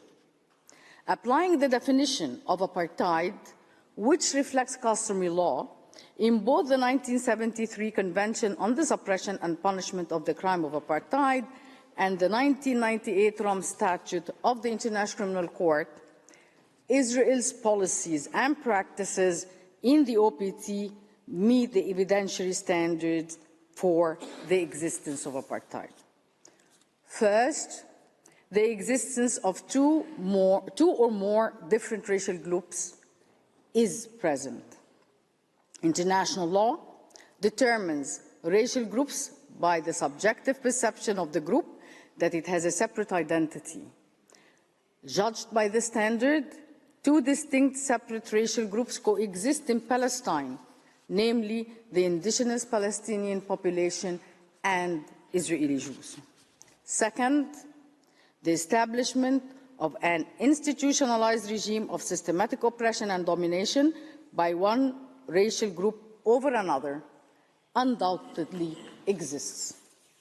As evidenced in the State of Palestine's written statement, Israel has in purpose and in effect elaborated through laws, military courts, violence, discriminatory zoning and planning, and collective punishment a system to subjugate Palestinians. They are confined in space and rights. They travel on segregated roads, a phenomenon that even apartheid South Africa never knew. Third, the commission of inhumane acts is endemic. Israel subjects the Palestinians at unprecedented levels to inhumane acts as defined by these two conventions. Such inhumane acts include murder, forcible population transfer, massive arbitrary arrest, imprisonment, and torture.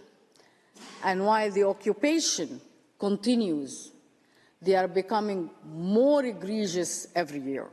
Finally, the inhumane acts are committed with the purpose of maintaining the apartheid regime, and by it, maintaining permanently Israel's illegal occupation of Palestinian territory. As was shown by Mr. Reichler, the statements of Israel's highest government officials evincing Israel's determination to dislocate the Palestinian population, annex its territory, and maintain its system of colonial settlement all attest to Israel's intention to maintain an apartheid-based occupation regime permanently. In July 2014, Israel's then Minister of Justice declared, and I quote, "What's so horrifying about understanding that the entire Palestinian population is the enemy? They are all enemy combatants, and their blood shall be on all their heads. They should go, as should the physical homes in which they raised the snakes. Otherwise, more little snakes will be raised there." End of quote. Tragically, this is just one of the many dehumanizing descriptions by Israeli officials of Palestinian children. Snakes. Snakes, Mr. President. For all the above reasons, the State of Palestine requests the court to declare that Israel's discriminatory practices against the Palestinian people are tantamount to apartheid, which this court defined in its 1971 advisory opinion on Namibia as distinctions, exclusions, restrictions, and limitations exclusively based on grounds of race, color, or descent, or national or ethnic origin, which constitute a denial of fundamental human rights. This actually reflects the Palestinian reality. Mr. President, members of the court, 47 United Nations experts have declared that if the occupation is not brought to an end, and I quote, "What would be left of the West Bank would be a Palestinian Bantustan, islands of disconnected land completely surrounded by Israel and with no territorial connection to the outside world, and would be the crystallization of an already unjust reality. Two peoples living in the same space, ruled by the same state, but with profoundly unequal rights. This is a vision of a 21st century apartheid. This is apartheid." The Palestinian population in Israel stands at 20%. Hence, Israel's discriminatory treatment of Palestinians must be viewed in its totality. As Palestine and other participants demonstrated in their written statements, the system of racial discrimination extends to all areas between the Mediterranean Sea and the Jordan River. Furthermore, Palestine, Namibia, and South Africa, together with a myriad of public figures, legal scholars, NGOs, concur that such discriminatory treatment amounts to apartheid. Even some Israeli officials admitted it. Although it might not be clear to the naked eye, by Israeli law, Jewish citizens of any country who have never been to Israel can automatically gain Israeli citizenship. Yet, Palestinians, refugees who have spent their entire lives in forced exile and in refugee camps are barred forever from returning to their homelands. Unfortunately, time won't allow me to expose the full extent of Israel's discriminatory laws, but I would only highlight that Israel has an extensive set of laws discriminating against Palestinians in every aspect of life.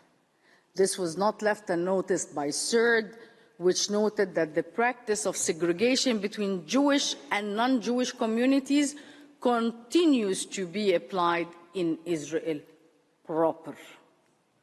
A one-state reality of unequal rights, consolidating segregation and apartheid against Palestinians, is reflected in the inherently discriminatory character of the 2018 Basic Law, Israel, the nation-state of the Jewish people. Under this law, exercising the right to national self-determination in the State of Israel is unique to the Jewish people.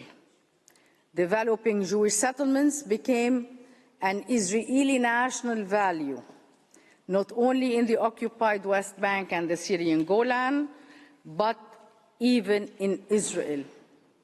And I ask where? On which lands?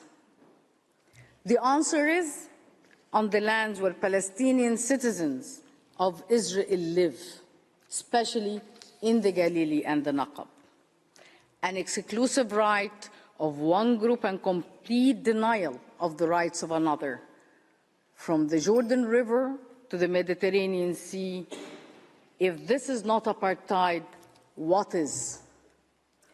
Israel's measures, policies, and practices against the Palestinian people are no less pervasive in their reach or less pernicious in their consequences than the institutionalized racial discrimination and segregation that existed in South Africa. And just like in 1971, the international community relies on this court to play its own genuine role to bring about an end to this glaring injustice. An immediate end to this illegal situation will bestow on the Palestinian people the fundamental rights to which they are entitled by international law, yet, unfortunately, they have been so unjustly denied. Let me conclude, Mr. President, with a cry of desperation, representing the countless victims of the ongoing Israeli atrocities, as described by the Palestinian poet Mourid Barghouti. In my despair, I remember, there is life after death, there is life after death. And I have no problem, but I ask, oh God, is there life before death? Mr. President, members of the court, I thank you for your kind attention. Mr. President, I respectfully request that you now call Professor Sands to the podium. Thank you very much. I thank Mr. Nagum. I now invite Professor Philip Sands to address the court. You have the floor, Professor.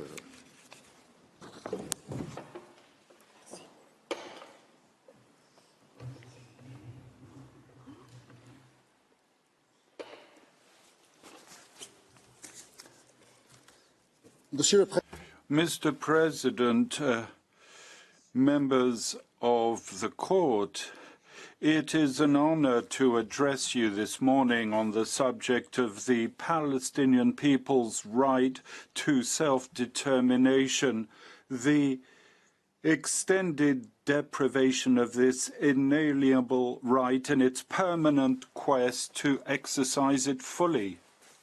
53 states and 3 international organizations submitted written statements to the court. Not a single one, not even Israel, claimed that the Palestinian people was not entitled to self-determination under international law. Mr. President, the written statements before you offer no discordant note to the 3 core propositions the State of Palestine advances in these proceedings. First, the Palestinians are a distinct people. Second, as such, they enjoy the very same rights as every other people, including that most foundational of rights, namely the right to self-determination, to decide for themselves how they will live and organize politically, socially, economically, in accordance with and subject to international law.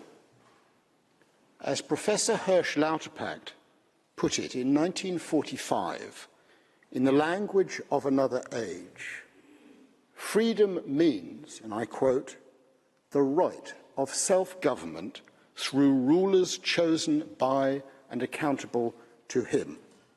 And equality demands an equal opportunity of self-government and cultural development. End of quote. Third, the Palestinian people's right to self-determination has real and practical consequences. It is not an empty slogan. That right includes, but is not limited to, the right to control their own land and natural resources, the right to be free from demographic manipulations by any third party, and the right to determine their own political status, economic development, their own futures. Mr. President, members of the Court, there is no dispute as to the right of self-determination of the Palestinian people. It has never been an issue, not since the time of the mandate. And this Court made that clear 2 decades ago in its opinion in the War case, when it said loud and clear, the existence of a Palestinian people is no longer an issue. What is before this Court now is the ability of the Palestinian people to exercise that right, and Israel's systematic and prolonged violation of that right. What does the right to self-determination mean in practice? How has Israel violated it? And what are the consequences of those violations? Mr. President, members of the Court, in its written statement, the State of Palestine explained that the right to self-determination comprises 4 specific components. First, the right to territorial integrity. Second, the right not to be subjected to demographic manipulations within that territory by a foreign power. Third, the right to exercise permanent sovereignty over its natural resources. And fourth, the right to be able to pursue its chosen economic, social, and cultural development. The prolonged occupation, colonization, and purported annexation by Israel of Palestinian territory, with all the discriminatory and other unlawful acts, have and continue to deprive the Palestinian people of each of these 4 distinct components. Let me start with the right to territorial integrity, so recently recognized and given effect by the Court in its advisory opinion on Chagos, and endorsed by an overwhelming majority by the General Assembly of the United Nations. This implements Resolutions 1514 and 2625. Yet Israel has clearly violated the territorial integrity of the occupied Palestinian territories through over more than half a century of belligerent occupation. As Mr. Reichler has described, it has purportedly annexed Jerusalem and the West Bank, and it has established hundreds of settlements populated by more than 700,000 settlers regarded as a permanent part of Israel. It has extended the wall that this court found to be illegal in 2004. It has confined Palestinians to enclaves. It has severed Jerusalem. It has restricted Palestinian rights of entry from the rest of the OPT. It has transformed the Gaza Strip into an impoverished enclave, a besieged, bombarded community severed from the West Bank and East Jerusalem. Its leaders have declared that Israel will be sovereign over all the land between the Jordan River and the Mediterranean Sea, and it has made this formal government policy. What's the consequence of this? It is the acquisition of territory by force. It is the reduction and fragmentation, as you have seen, of the territory left for the Palestinians. And this is a manifest violation of Palestine's territorial integrity, its unity, its contiguity, which are core elements of the right to self-determination. The General Assembly, the Security Council, the Human Rights Council have repeatedly called for the preservation of Palestine's territorial integrity and condemned Israel's acts as a violation of the right of the Palestinian people to exercise their self-determination. And so we urge the court to declare Israel's 56-year occupation to be unlawful, to confirm, to take the words of your recent opinion in the Chagos case, that Israel is under an obligation to bring its presence on the territory of Palestine to an end and to do so as rapidly as possible. Mr. President, members of the court, I turn to the right not to be subjected to demographic manipulation. The Palestinian people, as you've heard and are aware, have been subject to a century of dispossession and displacement in manifest violation of their right to self-determination. This is in two ways. First, the forcible displacement undermines the integrity of the people, as the court has confirmed in the Wall and Chagos opinions. Between 1947 and 1949, during the Nakba, between 750,000 and 900,000 Palestinians were forcibly displaced. In 1967, a further 400,000 were forcibly displaced. Refugees are prevented from being able to return, and forcible displacements continue today. Entire communities in the West Bank, including East Jerusalem, are now before our very eyes on a daily basis across the entirety of Gaza. Second, transferring another people into the territory of Palestine is contrary to international law.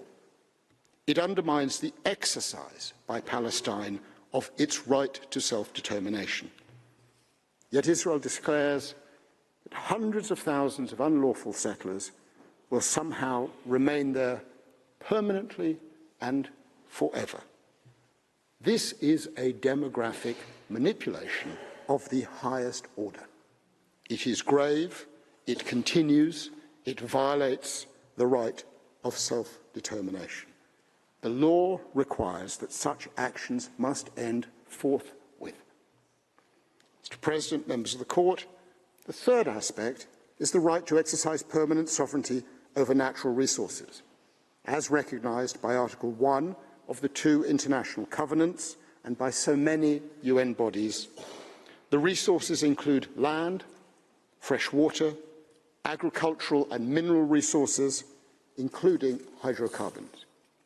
Israel's control and purported annexation of the occupied Palestinian territories embraces both the land and its natural resources. For example, Israel systematically appropriates water resources. In the West Bank alone, the United Nations has documented prohibitions on Palestinians drawing waters from the River Jordan and grossly inequitable allocations of vital groundwaters as between Israelis and Palestinians. Israel pillages rock quarries. Israel prevents Palestinian exploitation of hydrocarbon deposits onshore and offshore. These too are manifest violations of the right of self-determination. Mr. President, members of the court, the fourth component of the right to self-determination is the right of a people to determine its own political status and direction and to pursue its own economic, social and cultural development of its choice. This is confirmed by a multitude of instruments and General Assembly resolutions. Yet Israel persists in prohibiting and punishing political expressions of Palestinian identity and nationhood. Flags are outlawed and attacked. Civil society organisations and political parties are declared to be unlawful. Leaders and elected representatives and civilians more generally, including so many children are assaulted, exiled, imprisoned, or killed.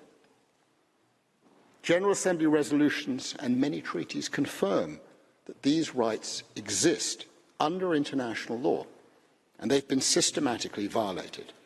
The economic, social, and cultural rights of the Palestinian people are suppressed by a prolonged and unlawful occupation, by the purported annexation of the West Bank, including East Jerusalem, by the settlements, by the wall and its associated regime and infrastructure, by the blockade of Gaza, by the fragmentation of land, by the deprivation of resources, by the restrictions on freedom and movement of people and of goods, and by a multitude of other acts of subjugation and collective punishment. These acts and others have curtailed the access of the Palestinian people to livelihoods. They have made the country and the people totally dependent on aid. Cultural development, too, is under sustained assault. Access to religious and cultural sites is restricted, and the centuries-long historic status quo at Jerusalem's Christian and Muslim holy sites, notably at the Al-Aqsa Mosque, is undermined and violated. Religious, social, and cultural events are stopped. Schools and universities are besieged or just demolished.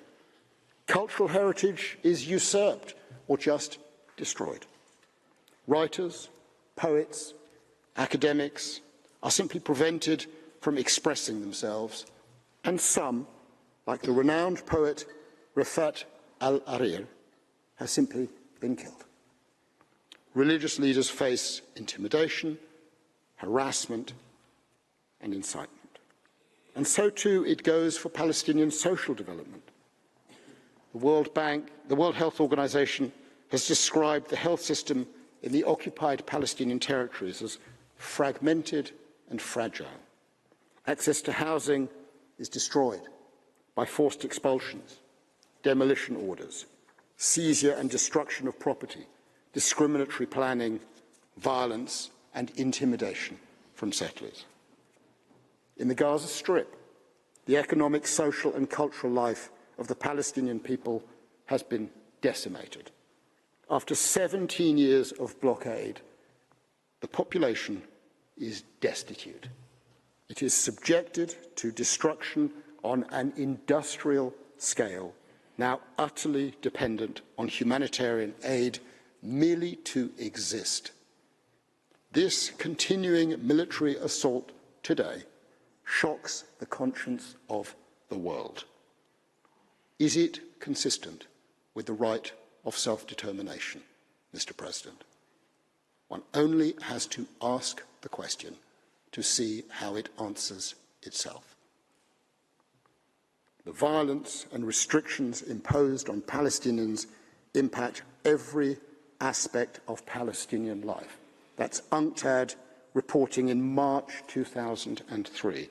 And of course, today, the situation is even more grave. The violation of Palestine's exercise of the right to self-determination is manifest and it is gross. In summary, Israel has arrogated to itself the right to decide who owns Palestinian land, who may live on it, and how it is to be used. On Israel's approach, it decides on the use of resources and allocations of benefits. On Israel's approach, it decides whether Palestinians remain or return. On Israel's approach, it decides how, if at all, Palestinians may meet, trade, teach, worship, live, love. And Israel wants more. Its current Prime Minister and government celebrate the denial of Palestinian exercise of self-determination, of sovereignty and statehood. They celebrate it. They claim a right to construct settlements in the Palestinian territory. And with pride, they speak of the power to frustrate the Oslo Accords and Palestinian statehood, the ultimate expression the ultimate expression of the right of self-determination. Mr. President, let us be blunt. Israel has sought to negate the rights of the Palestinian people to exercise their right of self-determination in all aspects across all parts of the territory of mandatory Palestine. It has done so for decades, and it wishes to do so forever. Tragically, Israel celebrates the manifest violation of international law inherent in its prolonged occupation.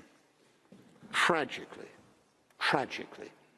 Israel asserts the right of national self-determination in the State of Israel, and I'm quoting, is unique to the Jewish people under its own 2018 basic law.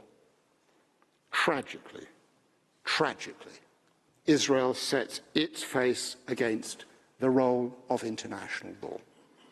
No one in this great hall of justice is starry-eyed about international law, but it is what we have.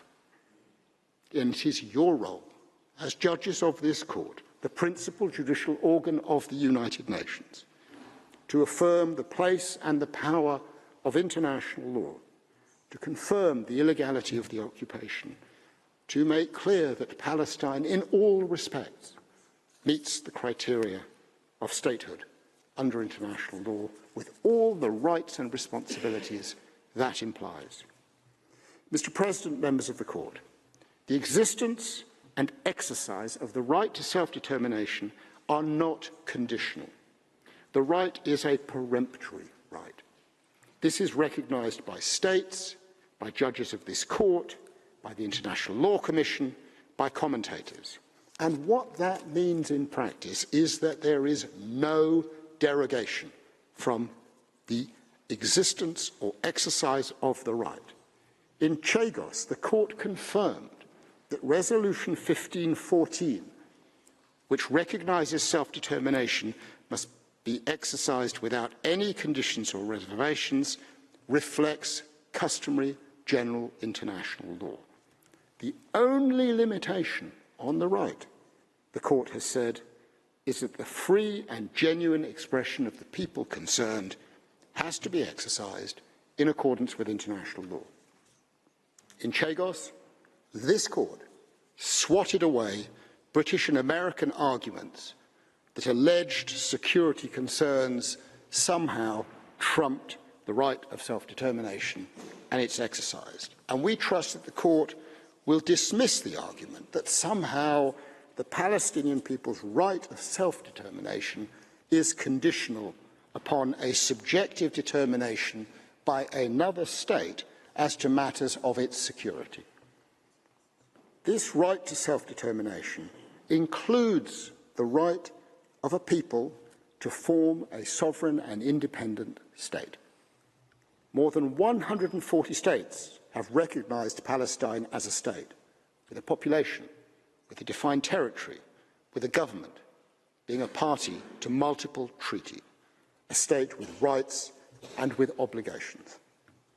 Mr. President, members of the Court, Palestinian statehood is not dependent on the approval of Israel.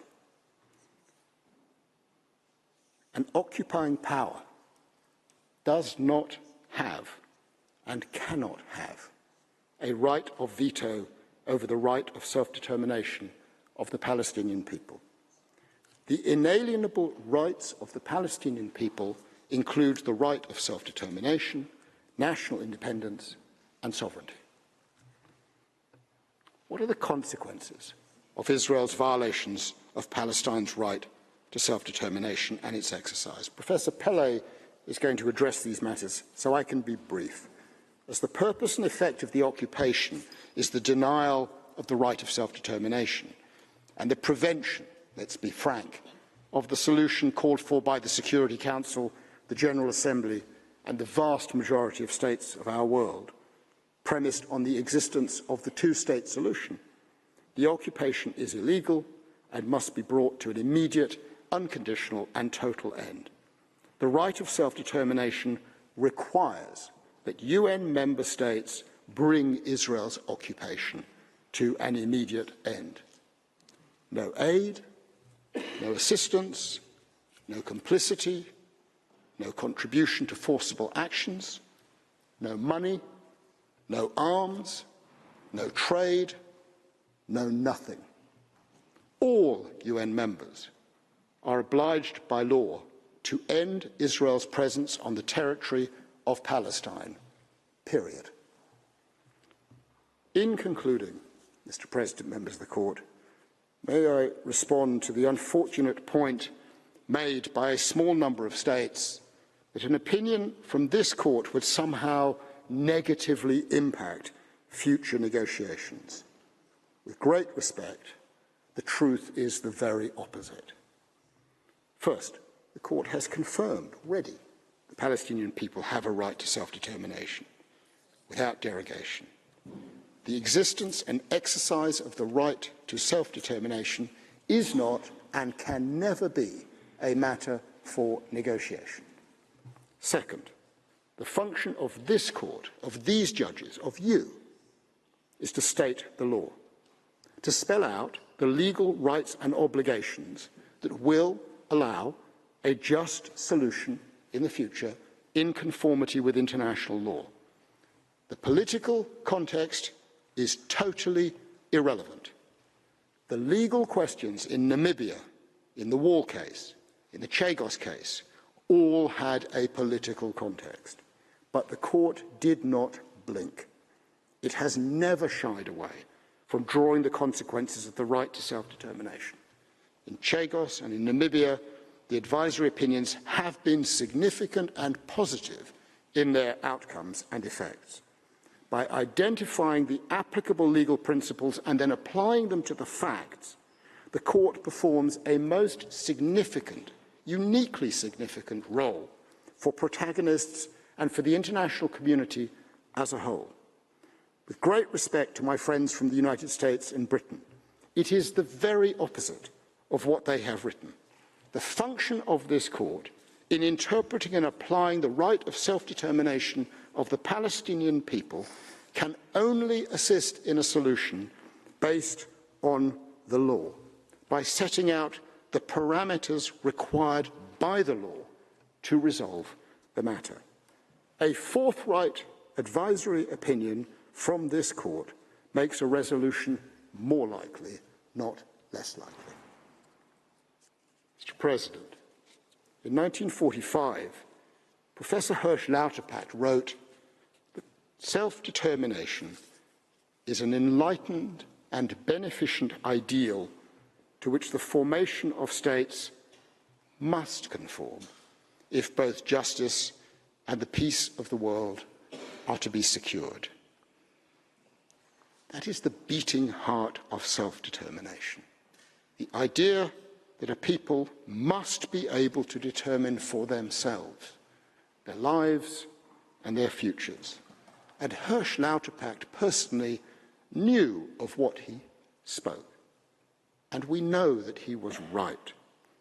Israel's actions, as you have heard already today and will hear in the coming days, are manifest, grave and continuing violations of the right of which Lauterpacht spoke. And we invite this Court to so declare, to help bring to an end this affront, to allow the Palestinian people to determine the conditions under which they will live in their territory, under their government, under the law, and to do so fully and to do so forthwith.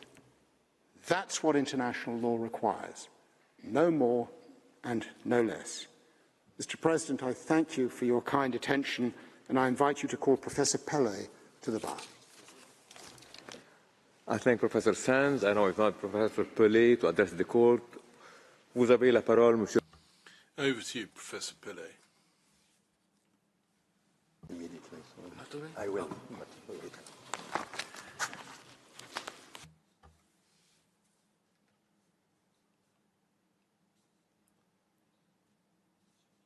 Mr. President, distinguished members of the Court, my colleagues summed up in the limited time which they had the principal internationally wrongful acts to be attributed to Israel. Those have been more lengthily and precisely described not only in the written comments of the State of Palestine, but also in those of the vast majority of the 56 other states and international organizations who have participated in the written proceedings. So it falls to me right now to succinctly recapitulate not these egregious violations themselves, but the legal consequences arising from them.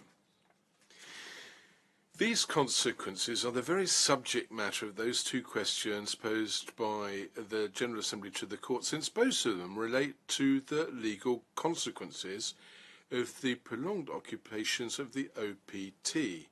Were I to restrict myself merely to commenting on the list alone of the internationally wrongful acts of which Israel is responsible, were I to do that, I would exceed by far the time at my disposal. May I thus be allowed, distinguished members of the Court, to refer you to the passages in our written comments and those of the majority of states and international organizations participating in the written proceedings who set out these consequences in particularly relevant and careful fashion.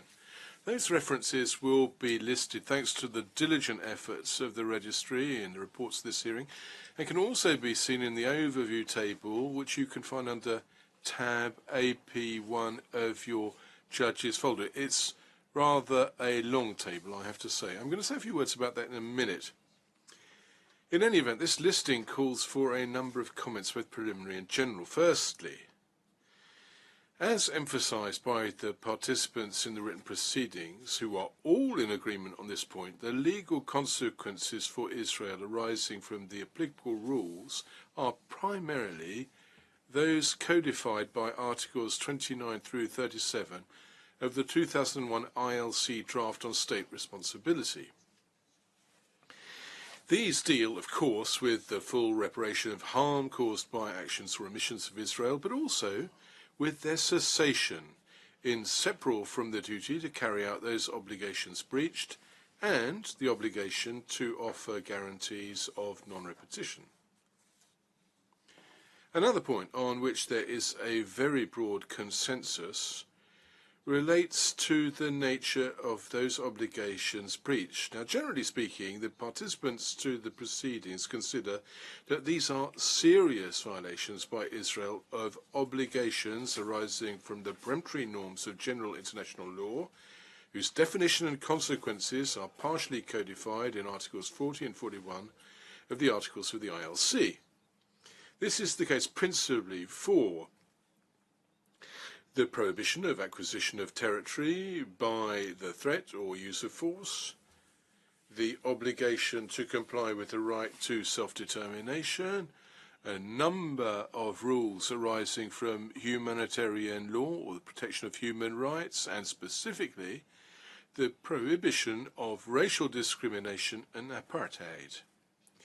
Let me point out en passant that this enumeration overlaps strikingly with the non-exhaustive list of norms that the ILC had previously designated as having this status of peremptory norms, which were annexed to the draft findings on peremptory norms of general international law, Jus Cogens.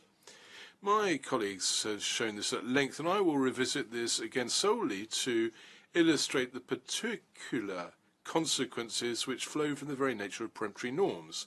Let me clarify, however, that these peremptory principles you can see in the table on screen are set out in greater detail on the in the document that you can find under tab AP33 in your files. The reason why it's helpful to single out these obligations is on account of their specific consequences. First, and this is the starting point, given that they are peremptory norms, they are binding upon and independent of the consent of their recipients. Secondly, unlike what some states would wish you to believe, you can't interpret them as derogating either from the rules of Jus Cogens nor from the Charter of the UN, which constitutes the supreme norm, creating both the Security Council and the Court, and which, of course, binds them both. Furthermore, in no circumstance can exclude the wrongfulness of any act of a state which does not comply with an obligation arising under peremptory norm of general international law. This principle is codified by Article 26 of the ILC Articles of 2001 and is recalled by the equally important draft conclusion 18 of ILC drafts on peremptory norms of general international law. And finally, Israel can't hide behind alleged circumstances precluding wrongfulness to justify the violation of its obligations, which are peremptory and intransgressible. Let me add that these considerations are equally valid mutatis mutandis regarding the obligations flowing from the resolutions of the Security Council, and first and foremost, of course, from those decisions taken under Chapter 7 of the Charter. And you can see the relevant list under Tab 3 of your folders. In no case may negotiations call into question the norms of jus cogens, one of whose main consequences, as you well know, is the voiding of any treaty if, at the time of its conclusion, it conflicts with the peremptory norm of general international law.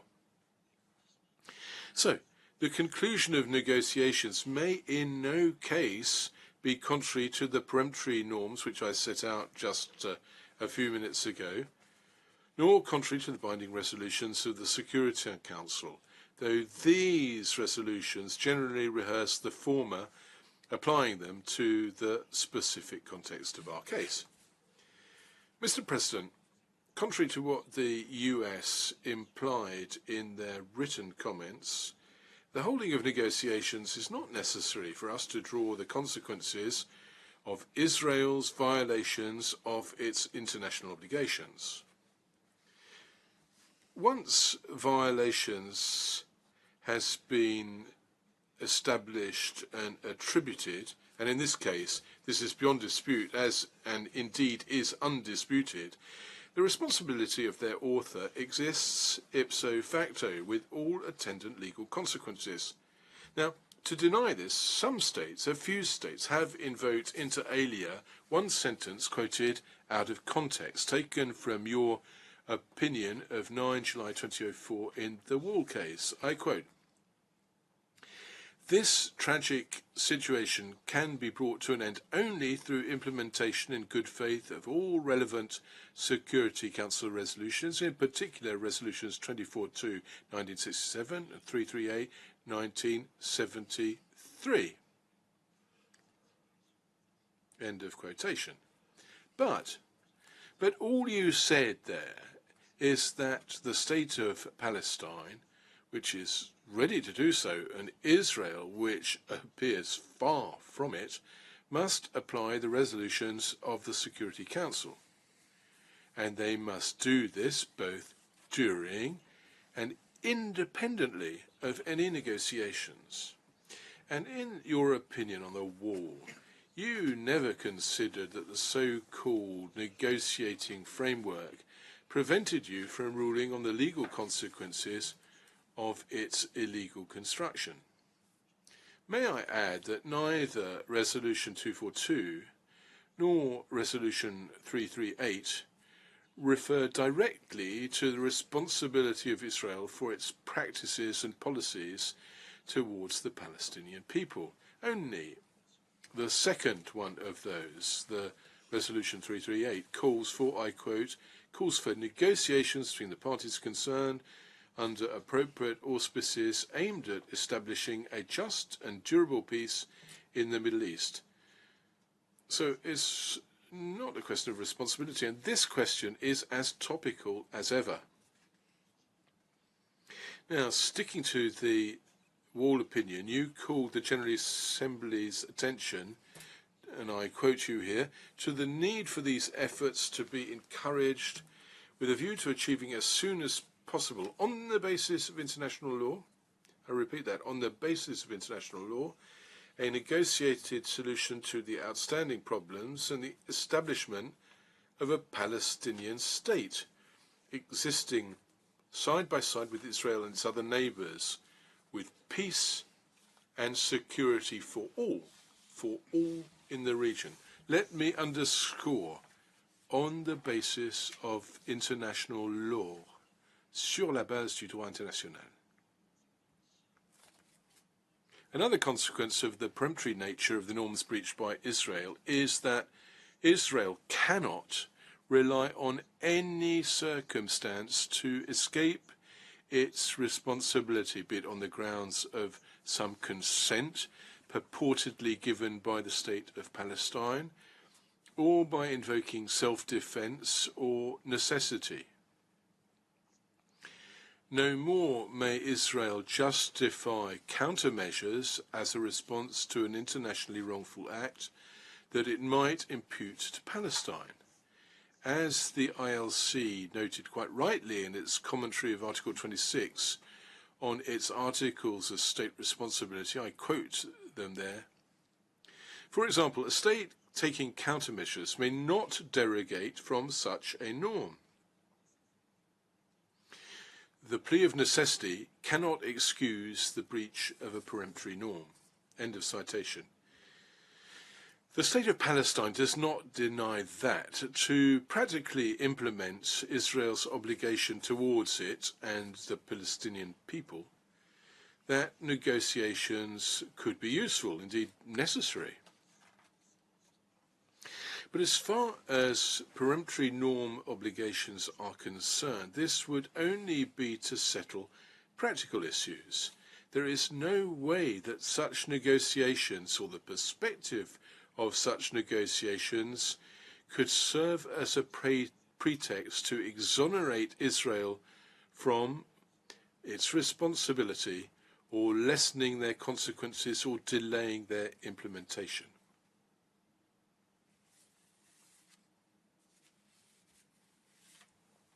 You can, yeah, thank you. Yes, thank you. I apologize. Madam.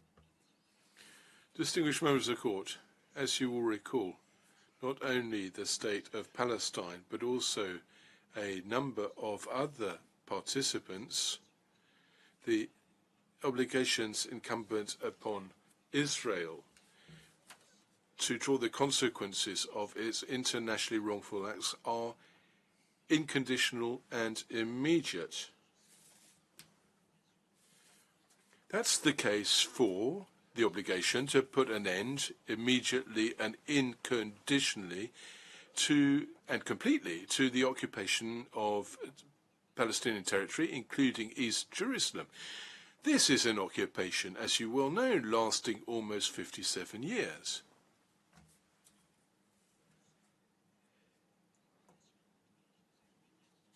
As I say, the obligation to put an end immediately, unconditionally, and completely to the occupation of Palestinian territory, including East Jerusalem, an occupation lasting almost 57 years, violating inter alia the prohibition of the acquisition of territory by the threat or use of force, the right of the Palestinian people to self-determination,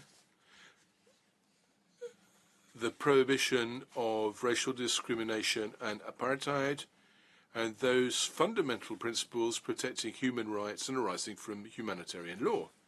Now, it's also the case for the obligation to cancel all legislative or regulatory texts aimed at annexing East Jerusalem or any part of the territory of East Palestine in disregard of its territorial integrity, as well as those organising the exploitation of its natural resources. The obligation as well to put an end to the policy of apartheid and racial discrimination of which the Palestinian people as a whole is victim, both in the OPTs and in Israel. This is also the case of the obligation to rescind all measures aimed at modifying the demographic composition of occupied territory, including Jerusalem and the status of the holy places. And in the same spirit, the prohibition to establish diplomatic missions in Jerusalem.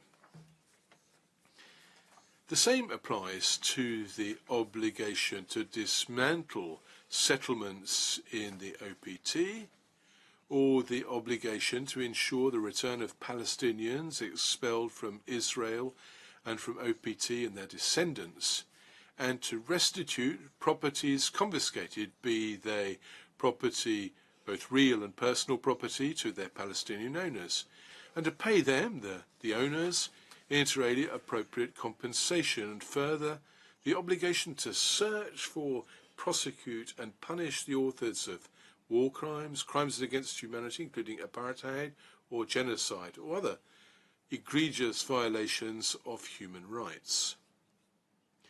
May I be allowed to refer you, members of the court, to the table you can find at tab 6.1 of your folders, which summarizes, on the basis of the replies of both the State of Palestine and a number of other participants in the proceedings, those legal consequences on which you are called to rule. Mr. President, the secondary obligations, if you will, that I've enumerated thus far are the consequence of Israel's practices and policies pursued in persistent and egregious violation of the obligations of peremptory norms of general international law, and in first place of its illegal occupation, its denial of Palestinian people's right to self-determination, which is the source of all these evils. Were Israel to effectively and swiftly acquit itself of these obligations, Israel would be partially re-establishing the situation which existed before the wrongful act was committed. Without that, of course, adequately repairing the immense harm caused to the people of Palestine since the 1948 Nakba. To the extent that this harm cannot be repaired by restitution, Israel must discharge two other obligations consistent with the principles codified in Articles 34, 36 and 37 of Articles 2001. Israel must compensate the victims of its acts and give satisfaction in reparation of the damage caused by its internationally wrongful acts in the form of recognition of its breaches, expressions of regret, formal excuses, or by any other suitable means.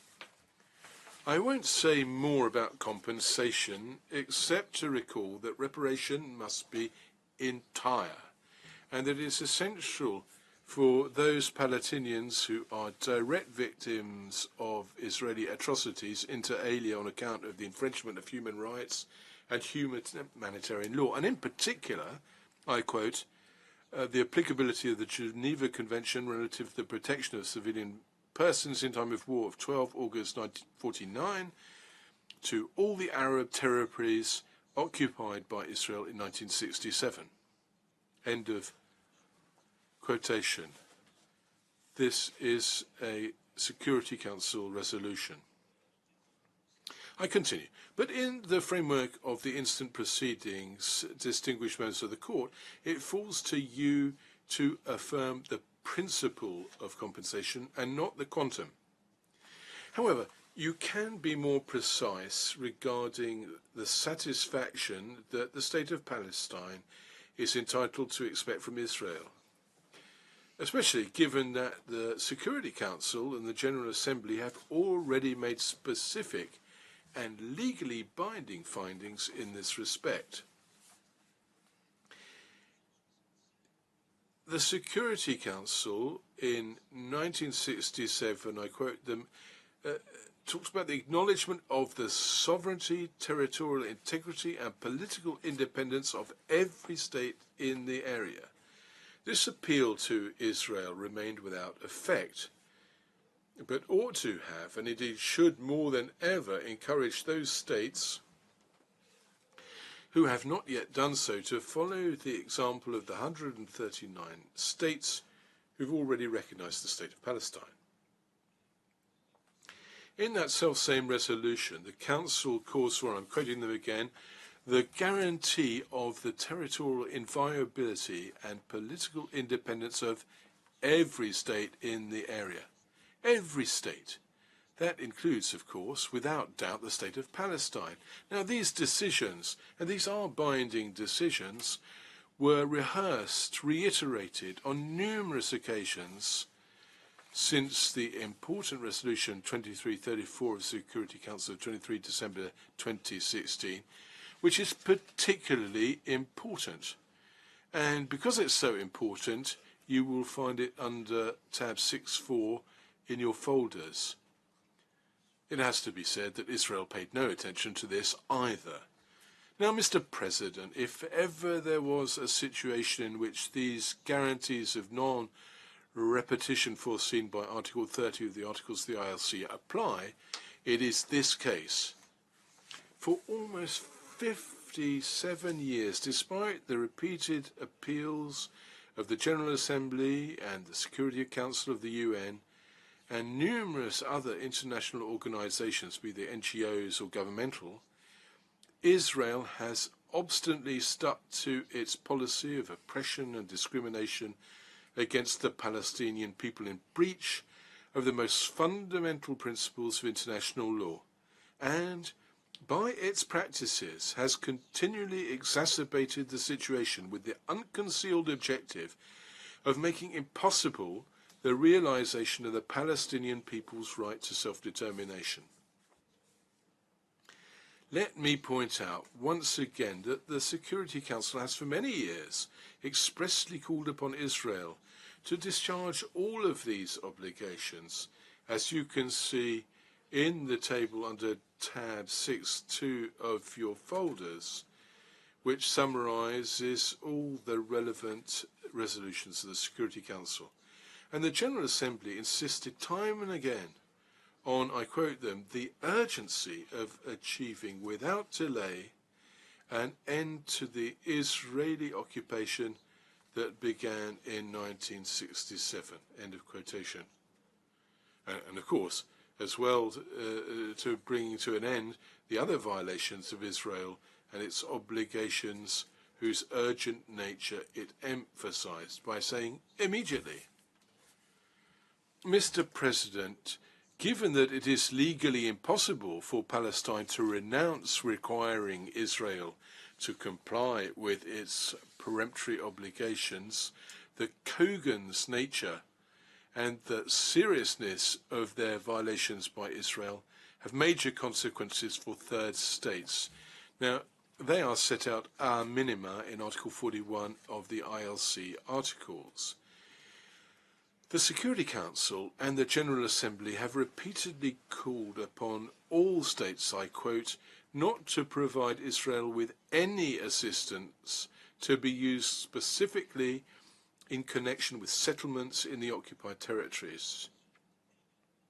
More broadly, they have equally reasserted the obligation of the UN and all states not to recognize the situation resulting from the unlawful occupation of Palestinian territory, not to provide aid or assistance, to make the distinction between occupied Palestinian territory and Israeli territory, and to comply with and enforce international law.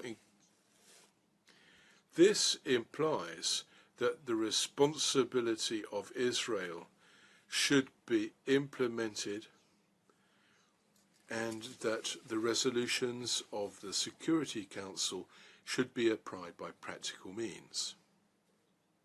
Excuse me. Mr. President, principles set out in Article 41 describe some of the essential and indispensable consequences of any serious violation of the obligation of the peremptory norms of international law. Such norms are rare, it is true, but Israel has seriously and systematically breached most of them and continues so to do. So Israel must assume the consequences, and it's up to the court to remind Israel of them and to specify the contents thereof in the light of the facts of the case. Once again, because I don't have the time and because iterari iadem omnia diabolicum, I humbly request you to refer to the relevant paragraphs of our observations, in other words, of our comments and written statements. I'll merely recall in telegraph style that third states, starting with the UN, must prohibit the provision of Israel with any military or technological assistance which could be used in the OPT, including Gaza, of course, to perpetuate or reinforce its occupation and the regime of racial discrimination and apartheid instituted by Israel. This prohibition covers all authorizations for any type of arms trade which could be used to such ends. Third states also have to aid and assist Palestinian people, including refugees from the time of Akbar up until those who have fled recent Israeli atrocities, giving them the means necessary for their subsistence, inter alia via competent international organizations. And that will surely include UNRWA.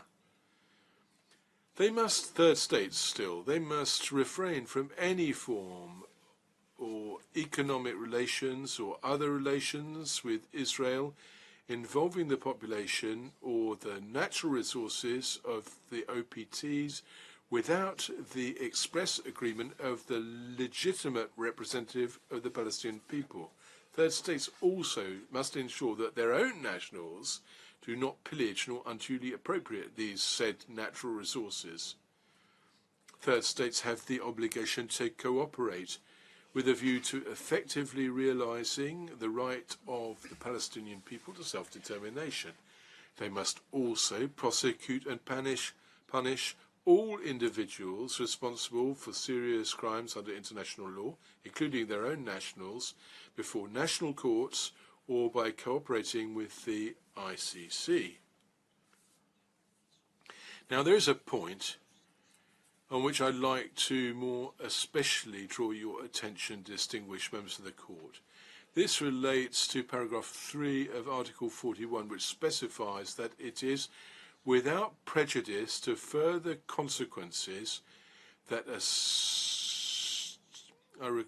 without prejudice to further consequences that a serious breach, as defined by Article 40, may entail under international law. End of quote. As from then, the obligation of third states and the UN don't stop at these duties of cooperation and non-recognition. As Palestine explained in its written comments, they have an obligation, both customary and conventional, to pursue, punish or extradite the authors of violations, be they war crimes, crimes against humanity, the crime of apartheid, not to mention acts of genocide committed against the Palestinian people, whose plausibility you recognized in your order of 26 January.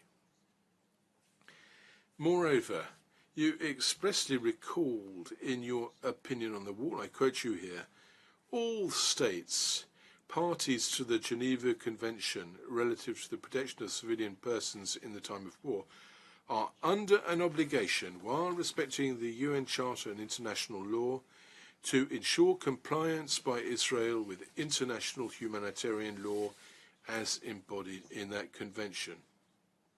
This obligation covers all crimes committed by or at the instigation of Israel. Distinguished members of the Court, I think that no case that you've had before you, be it contentious or advisory, has raised so many very, very serious questions as those on which you are called to rule today. The number of participants in these proceedings, 57 during the written phase, 54 who will be participating in these hearings, bears witness to the importance of the stakes in play and to the conviction of the international community of states as a whole that the Court has a crucial role to play to help put an end to the dramatic situation created by Israel's breaches of the most intransgressible principles of international law. Like a large number of states and international organizations, Palestine detailed in its written observations the consequences of the very numerous and serious violations of international law committed by Israel, including most of its most fundamental rules. Palestine considers that it falls to you to guide the General Assembly, the UN and all states to ensure that Israel finally complies with those obligations upon it, stemming from its repeated, systematic and continuous breaches of the most fundamental principles of international law, which, let me repeat, all these principles, all these violations have been brought about by the prolonged occupation of Palestine, which is surely the mother of all its violations. Your opinion, distinguished members of the court, will be a very precious guide for Palestine. The state of Palestine is fully aware that you can't just wave a magic wand and put an end to the Israeli occupation and the tragic situation of the Palestinian people. But Palestine is persuaded that by firmly and precisely setting out the legal consequences of Israel's persistent violation of the rights of the Palestinian people, you can, by your opinion, make an appreciable contribution to putting an end to this terrible injustice and work for a just and lasting peace, allowing each state in the region to live in security. End of citation. In accordance with the Security Council injunction of 64 years back. And at the same time, you will fulfill your primary function to ensure the compliance of international law that your court administers. So, thank you very much. I would be very happy if you could call His Excellency Dr. Riyad Mansour for the final submissions. I'll give the floor to His Excellency Mr. Riyad Mansour. You have the floor, Excellency.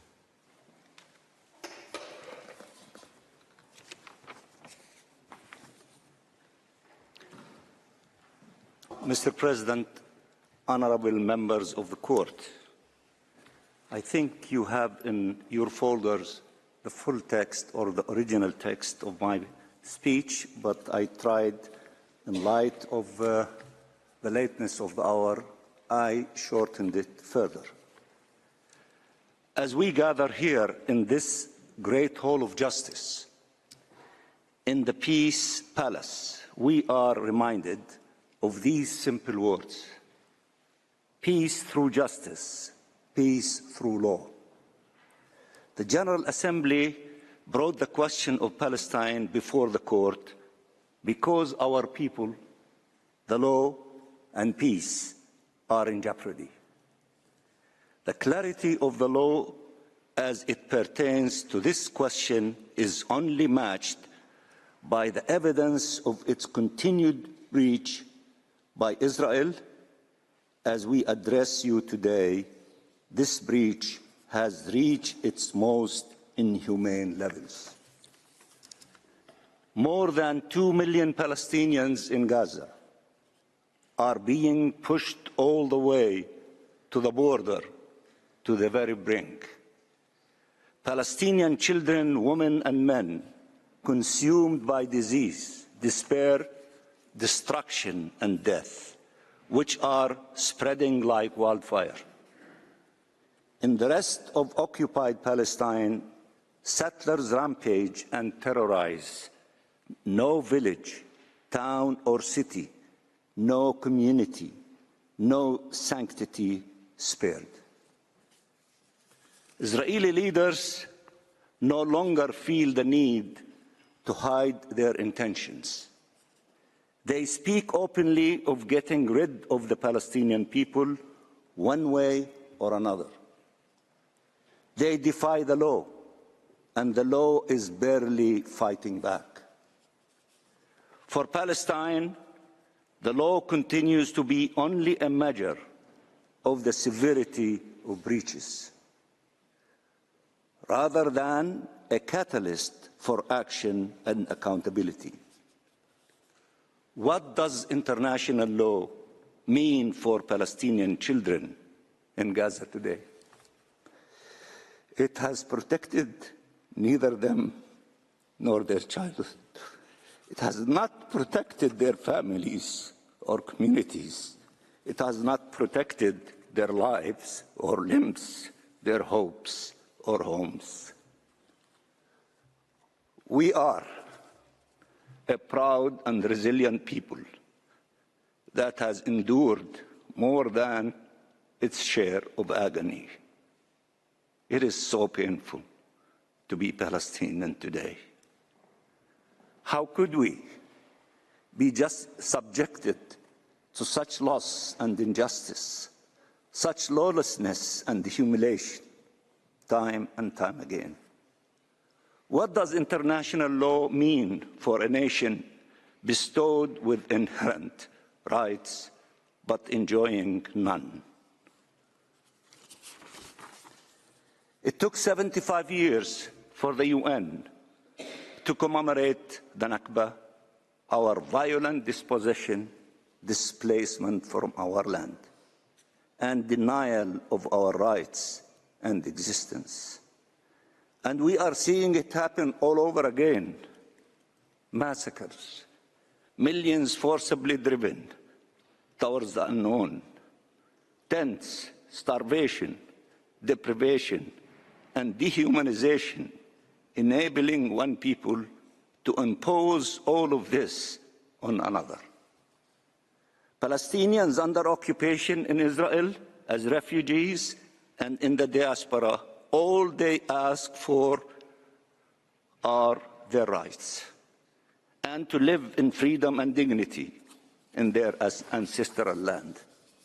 For 75 years, the Palestinian people have faced attempts to push them out of geography and indeed out of history. And it goes on, and it will go on forever, unless and until international law is upheld, unless and until the unlawful occupation of Palestine ends. Mr. President, members of the court, our right to self-determination was recognized in the context of a mandate 100 years ago, yet simultaneously negated by the actions of the mandatory power.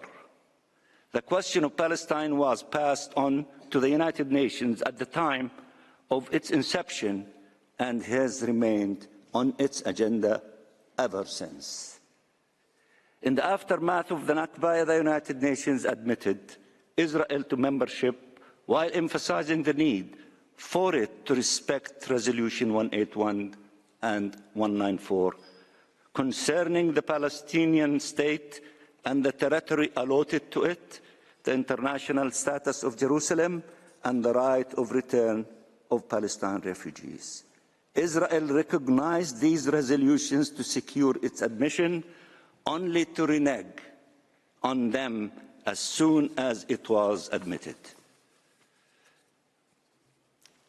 Ever since Israel became convinced that the new realities imposed by the use of force would override the obligations arising from the rule of international law without any consequences. In 1967, the Security Council emphasized the inadmissibility of the acquisition of territory by war and called for the withdrawal of Israeli armed forces from territories occupied in the recent conflict. Instead, Israel started to colonize the land. The General Assembly in Resolution 3005 called upon Israel to desist the annexation of any part of the occupied territories and the establishment of Israeli settlements on those territories and the transfer of parts of an alien population into the occupied territories.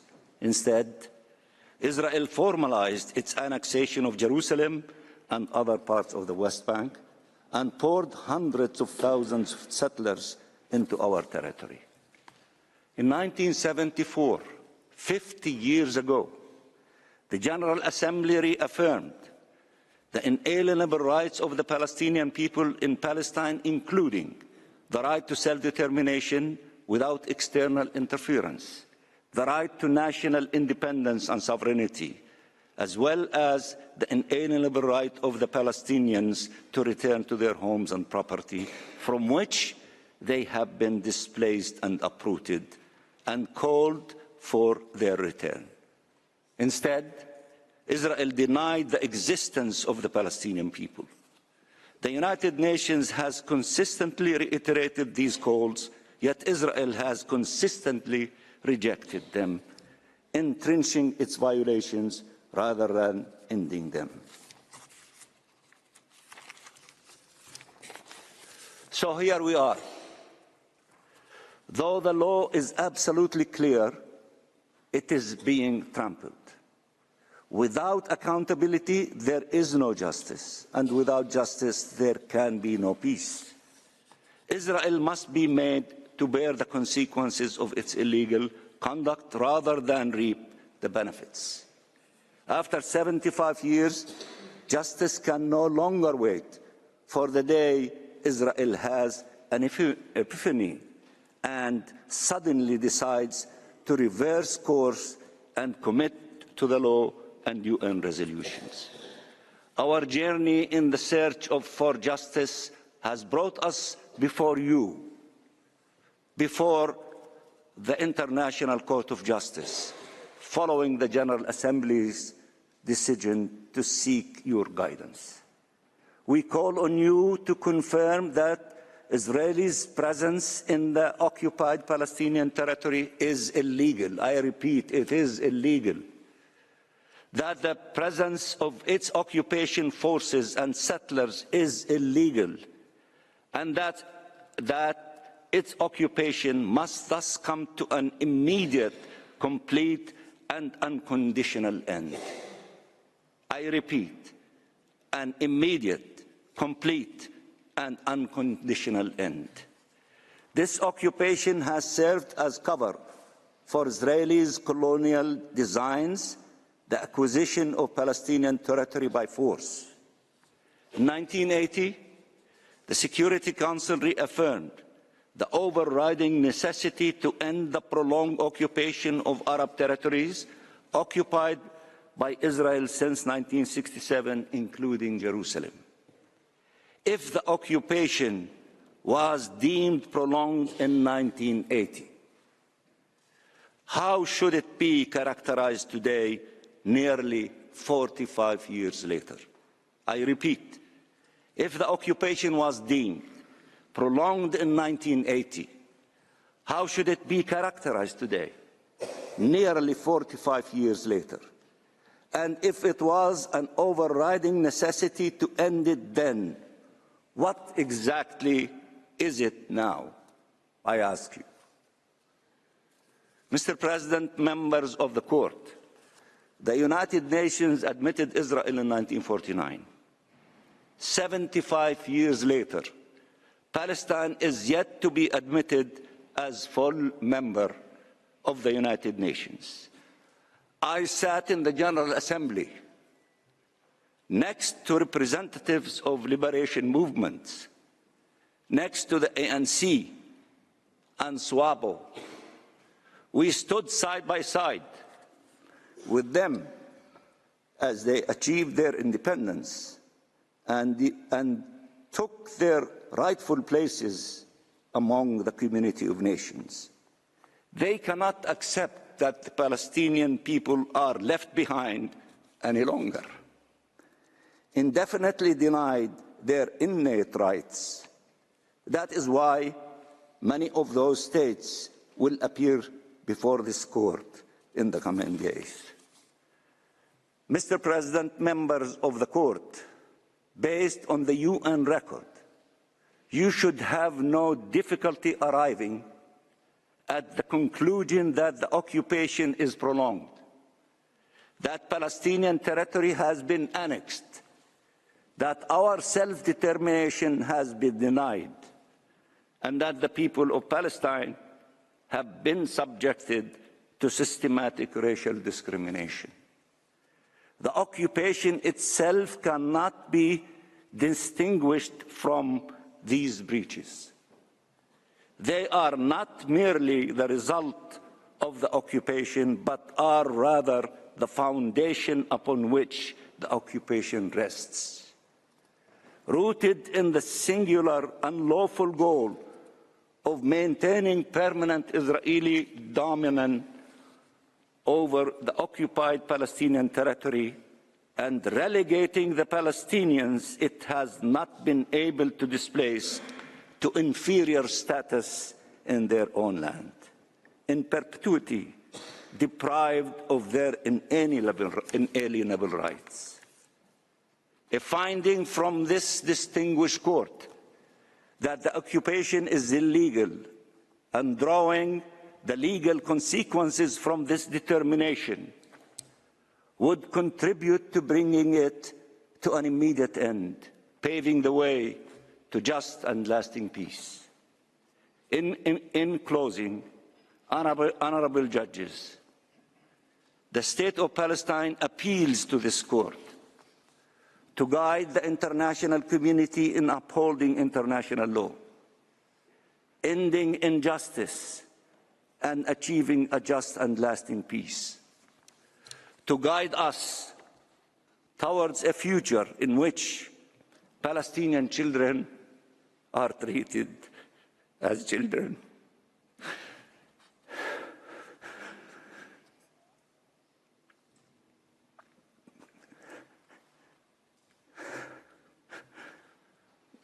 Not as demographic threat, in which the identity of the group to which we belong does not diminish the human rights to which we are all entitled.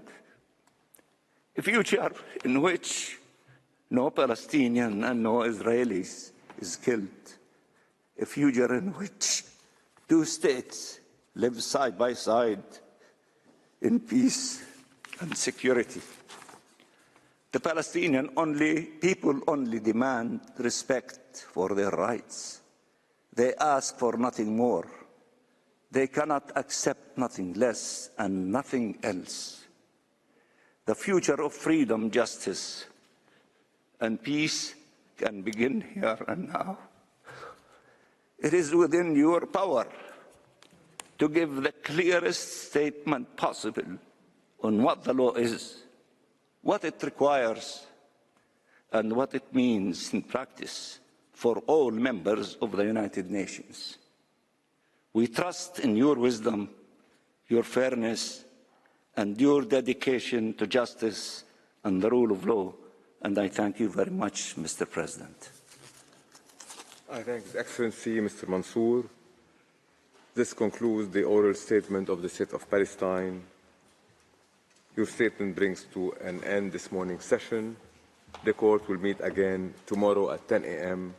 to hear South Africa, Algeria, Saudi Arabia, the Kingdom of the Netherlands, Bangladesh, and Belgium. The sitting is adjourned.